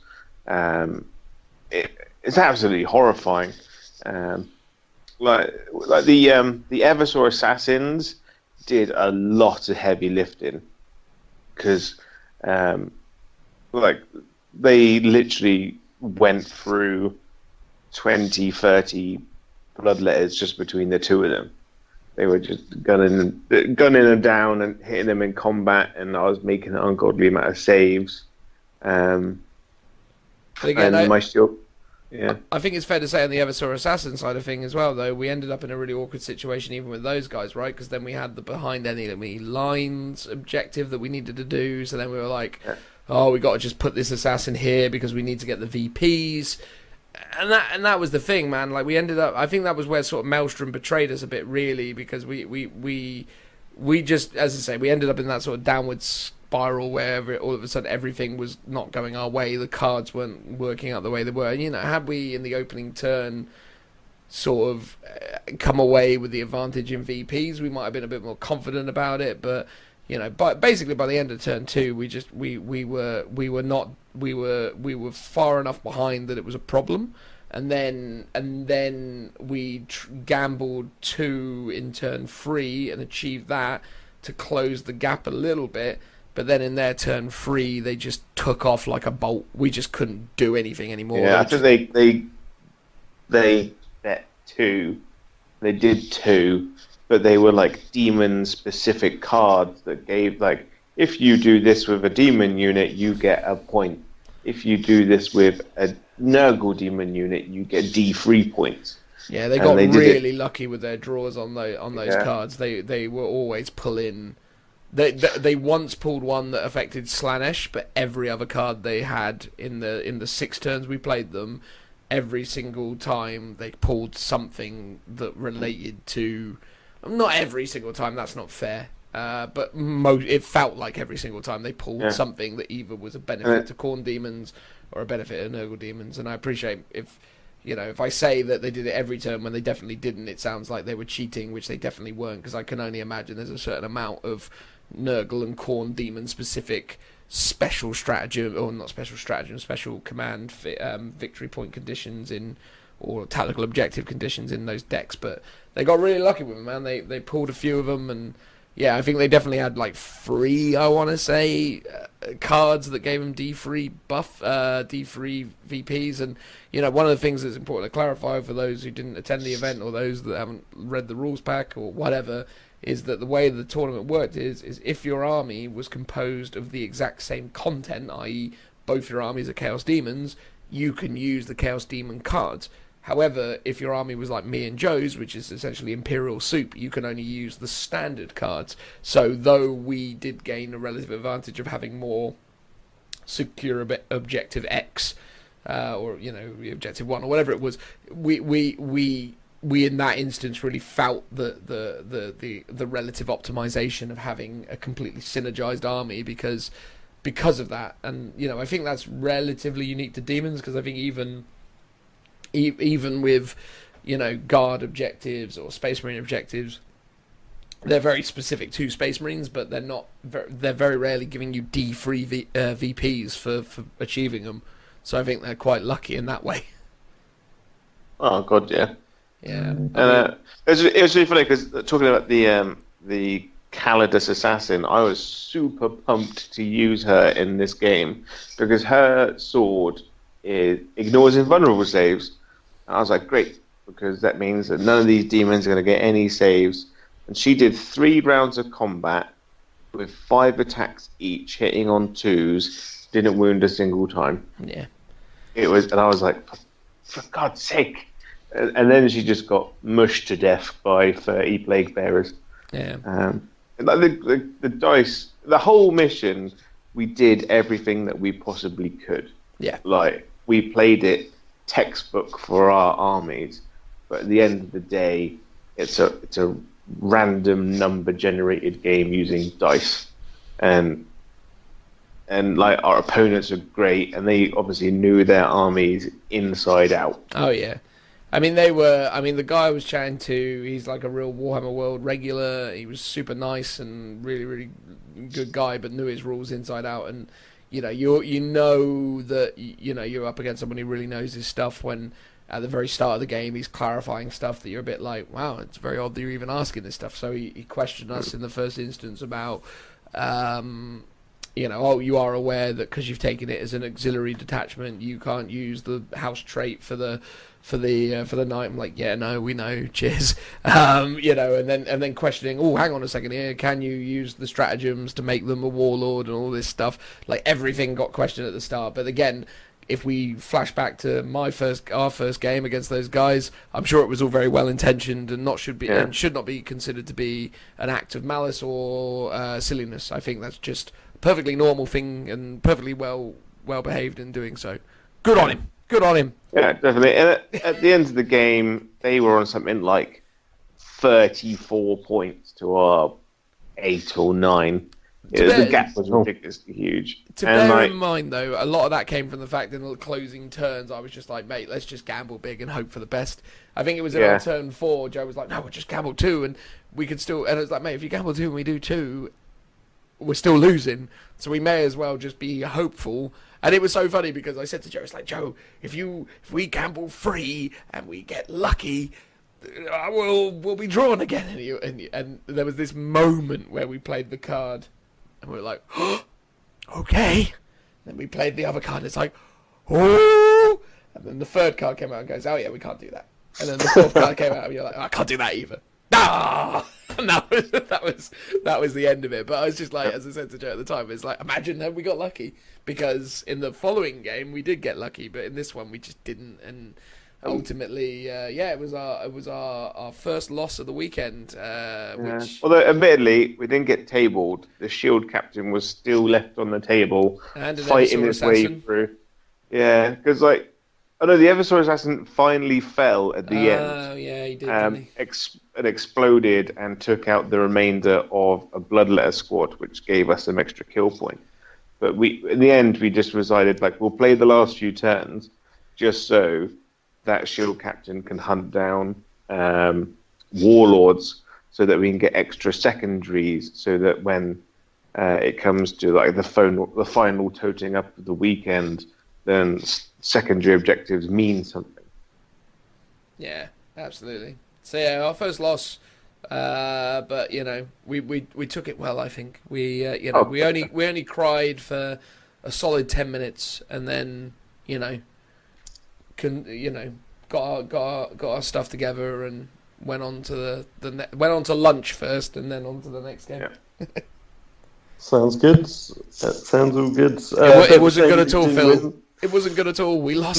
No, well, tragedy. I say it's good because it makes me feel better, because in that exact same game we had a very similar setup of the Khorne Bloodletter bomb as well. Although we didn't face any of the Nurgle stuff, so it wasn't similar, but not exactly the same. Mm. Did you? I can't remember now. Did you win that game, Phil? Is that what you're saying? No, unfortunately. And it was a small, lots of different reasons, but it was they slowed me narrowly. It was like a narrow loss where they creeped ahead. But again, we only got to turn 2, so if we got to turn 3 or 4, maybe it would have been slightly different. Who can say? Who can say? No. So there we go. So go on, tell us about your last game of the weekend. Our final game of the weekend was Race to Victory. So for those who aren't already familiar with Race to Victory, Race to Victory is unique in the sense that the game immediately concludes when 10 different cards have been achieved. And that's very important, because you've got to specify that obviously it was cards or specifically tactical objectives are achieved. So if you achieve 10 tactical objective cards, or you basically once you've achieved 10 tactical objectives, the game ends. And that's important, and we'll explain why momentarily. Who did we play, Joe? We played 5 Knights, which is not the greatest sight once you've come off a loss and you're trudging to the next table, all downtrodden. Absolutely. And you see 5 Knights still on the table. That's exactly the sort of army that I wanted. Was it 5 Knights or 4 Knights, Joe? It was... Hang on. So they had a Forge World Castigator Knight with the Flamer and the chainsword. They had the Valiant with the Heavy Flamer and Harpoon. They had a normal Gatling Cannon Fisty Knight and the Forge World Mechanicum one with the massive Volkite gun and the Pinchy Claw. So 4 Knights. Is that 4? That is 4. It is 4. There was one big one, one Mechanicum one Forge Worldy one, which is also the same case with the Mechanicum one. I'm just verifying it's different, and one Warden, and that was them. And they were all free blades as well, which was quite interesting. Yeah, and it was it was a terrifying matchup to begin with. There was a lot of talking about whether we deep struck Captain Smash and all the Death Company and stuff. But in the end, we just resorted to just frontline everything behind cover, and in the thought that if they come to us we were like, if we get turn one, we'll give them turn one, because we need them to just to come at us, so that we get that first turn charge to do as much damage as possible. Mm-hmm. And it paid off. In the end, they only killed everything except.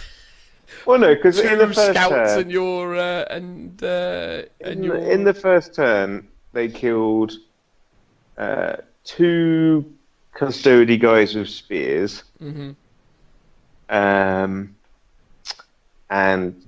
2 units of intercessors. 1 unit of intercessors. It was 1 unit of intercessors, because Yeah. the scouts were quite happily sat inside a building for most of the game. Yeah, they love that building.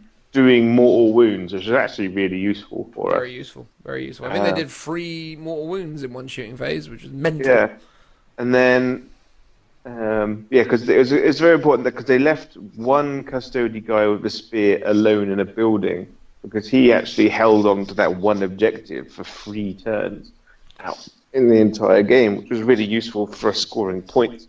It's worth highlighting as well that our Knight Gallant was the knightiest of knights in that.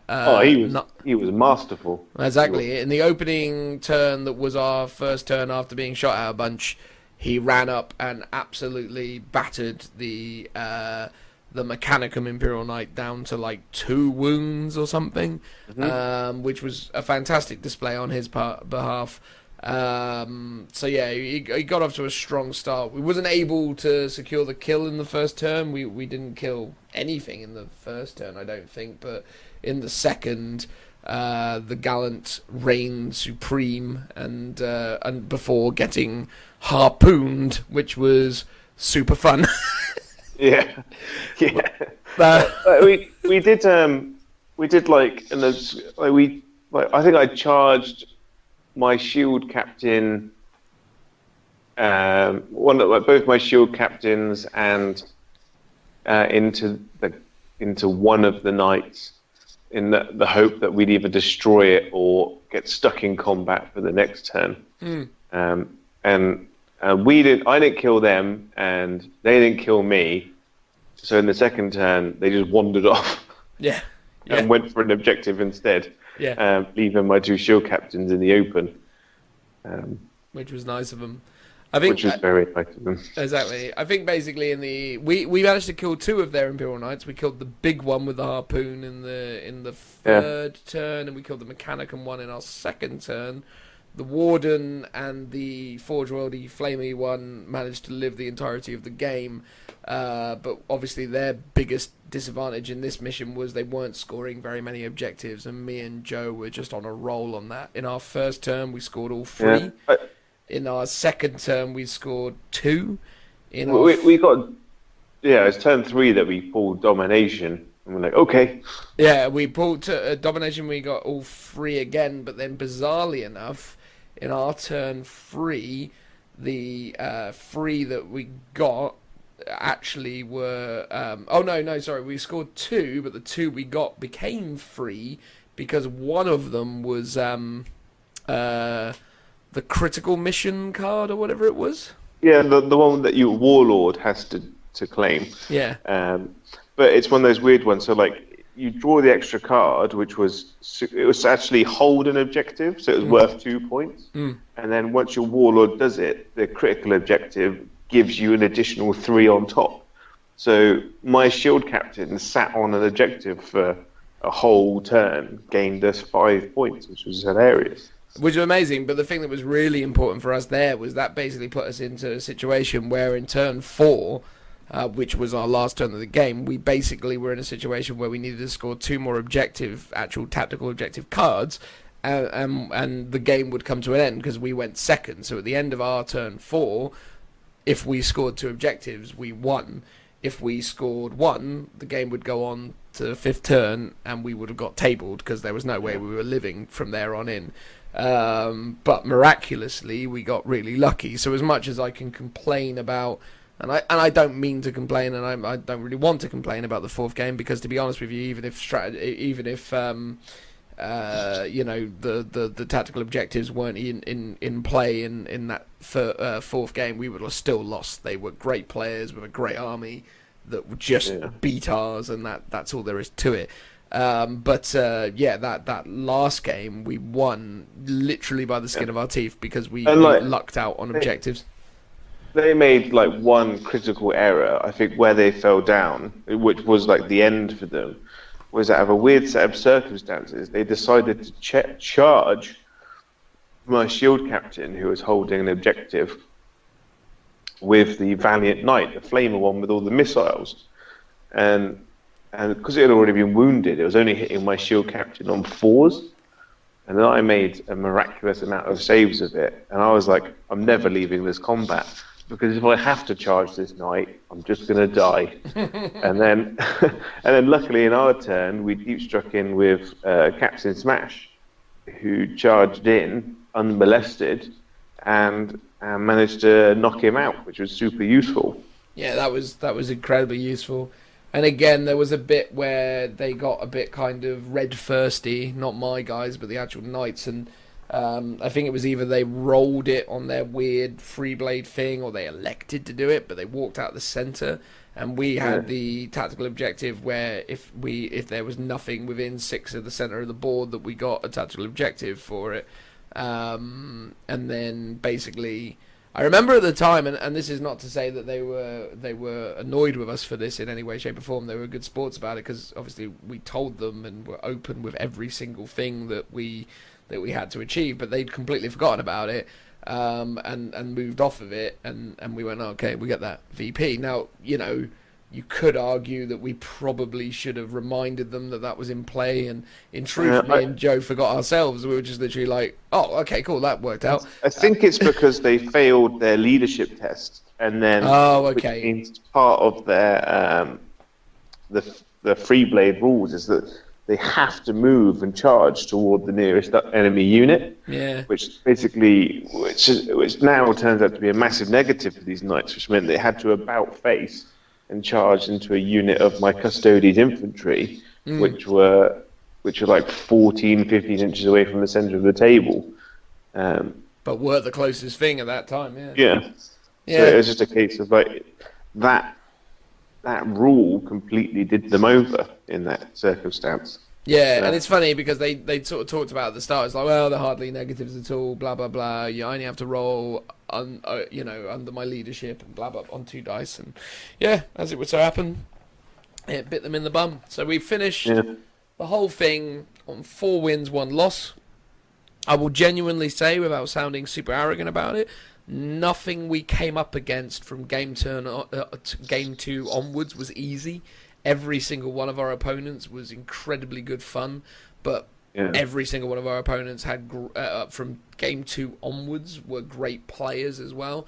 And that's not to take anything away from the guys we played in game 1, because I'd say the guy with the Astra Militarum really knew his stuff. But our Custodes player in the first game, by his own admission, definitely made some critical errors, which I imagine he's learnt a lot from in terms of how to best approach that army, and that's the thing. I'd never want to sort of belittle or make someone seem ridiculous for not being able to play a game of small toy soldiers well, but he by his own admission was at the early stages of learning the game. Credit where credit's due to those first game guys. I mean, again, fantastic start to the weekend, best possible game you could have ever hoped for to get things going. Obviously, finishing with a win is no bad thing, but when you actually throw in the fact that they were just really great guys, that was cool. But yeah, from game 2 onwards, every army was hardcore. Like we played no filler. It was literally every game was like constant thinking, non-stop, and none of it was easy. And we played our armies, we played against our opponents as best as we possibly could. And it's really funny because when I looked at the paperwork at the end, and I figured like out the points and stuff. Even if we'd won all 5 games based on our secondary objectives and how much we'd killed, we still would have only come second. So, because the guy who came first in the event overall scored so high on the secondaries and stuff like that. And that's not something you can't complain about that. Like, at the end of the day, we did the very best that we could, and we achieved what we set out to do, and we had fun. So yeah. You can't take a bad thing away from that. No, absolutely. I mean, I've got the results in front of us. So at the end, we finished with a total game score of 24. So that was 4 wins, 1 loss. We got 3 favourite game votes, which obviously is really great. I think, obviously I'm always really happy when we come away with some, more favourite game votes than I think 3 is an amazing result on that side. I think that's just a good solid result there. We didn't get any favourite army votes, which I think for Joe was a bit of a disappointment, because I think you worked really hard on those custodians. I think I blame it all entirely on you, because the only thing in our army that wasn't painted by me was your knight. That's why it's the nicest looking model in the army. It's pretty well painted, could I say. There you go, see? And it's not even finished yet. That's the other part of it. So I suppose that probably didn't help it. But that might be the problem, yeah. That might have been the problem, but still look better than anything Joe painted though, right, Phil? Totally. That's just between you and me. Absolutely, yeah. Thank you, man. Thank you.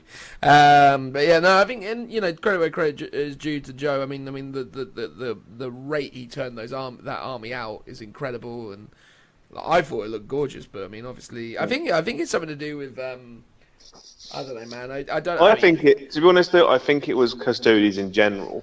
Yeah. Because out of like the 98 or something teams that there were, 89. I'd say 89 teams. I'd say 60 of those teams were mixed Imperium, and 40 of those teams had some variant of custodes in them. And let's be fair, there were a lot of studio painting people in the tournament with custodians that looked unbelievable. Like when you saw the ones that were in the cabinets for best army, it was like, yeah, all right, fair enough. That's probably it's really why. Funny, like on day one, they have the best unit painted, best character painted, and best Lord of War painted, and 3/4 of those cabinets were full up with custodians models. And I think like people were just done with them in terms of excitement. Because pre-custody codex, you'd see 3 or 4 custody armies kicking about, and people were always genuinely amazed by them, and they always looked amazing. And now they're everywhere, so they just become vanilla. Do you want to know a funny story though, Joe? Had you not given our 4th opponents a favourite army vote, so had we not given them a favourite army vote, which we did because we thought their army was beautiful, we actually would have finished in 7th place rather than them. Oh, if you actually look at it as a scoring thing, so we would have jumped 2 places if you had chosen anyone else. but they, out of the armies that we've played against, were the best looking. I think the Dark Elder army was probably the best looking one for me. Yeah. The Dark Elder guy had the best looking army, but I think that was the one I voted for. And then I quite liked the Tau stuff as well, though. I thought their colour schemes were quite interesting. The Knight stuff was beautiful as well, actually, But then Knights look good because they look good. But it's just a funny thing in it to think that if had you chose anyone else, Joe, we would have come 7th. But as it was, we came 9th, which is pretty good. Out of 89 teams. Secondaries, we only failed 1 Warlord kill. I think we got one away from max Warlords. Yeah. No, we didn't. We were 2 off max Warlord because we didn't kill the second Warlord in the. Oh no, we did, didn't we? Because the Castigator, not the Castigator, sorry. What's the name of the big knight with a harpoon again? The Valiant. Valiant, yeah. The Valiant was a Warlord, and the Admech knight was the warlord, so we actually did kill both their warlord knights randomly. Yeah, no, we did. Again, look, I mean, I had a great weekend. It was super fun. I really like the tournament structure. I actually really enjoyed the fact they used Maelstrom rather than Eternal, because I think if we had played Eternal, we would not have won the 5th game had we drawn Eternal. But that being said, it also meant that we didn't. That's the thing. There are a lot of pros and cons in argument for either thing, and I think that's probably a topic for another day. But yeah, I was happy with the results. I think 9th place is a pretty incredible result, and actually in line with what we said we probably would achieve. I think both us and Phil and Richie did a good job of estimating our final place, which was nice. Yeah, because we said top quarter / top 10, and we managed to just edge in there quite nicely. So I'm happy with that. Well, congratulations, guys. That's a really good result for you. That's it for our podcast now. It's been quite a long one, as they always seem to be nowadays. Be prepared for the next podcast coming soon, where I think we're most likely going to be talking about the new kill team announcement and what we're expecting from it. Yeah, absolutely.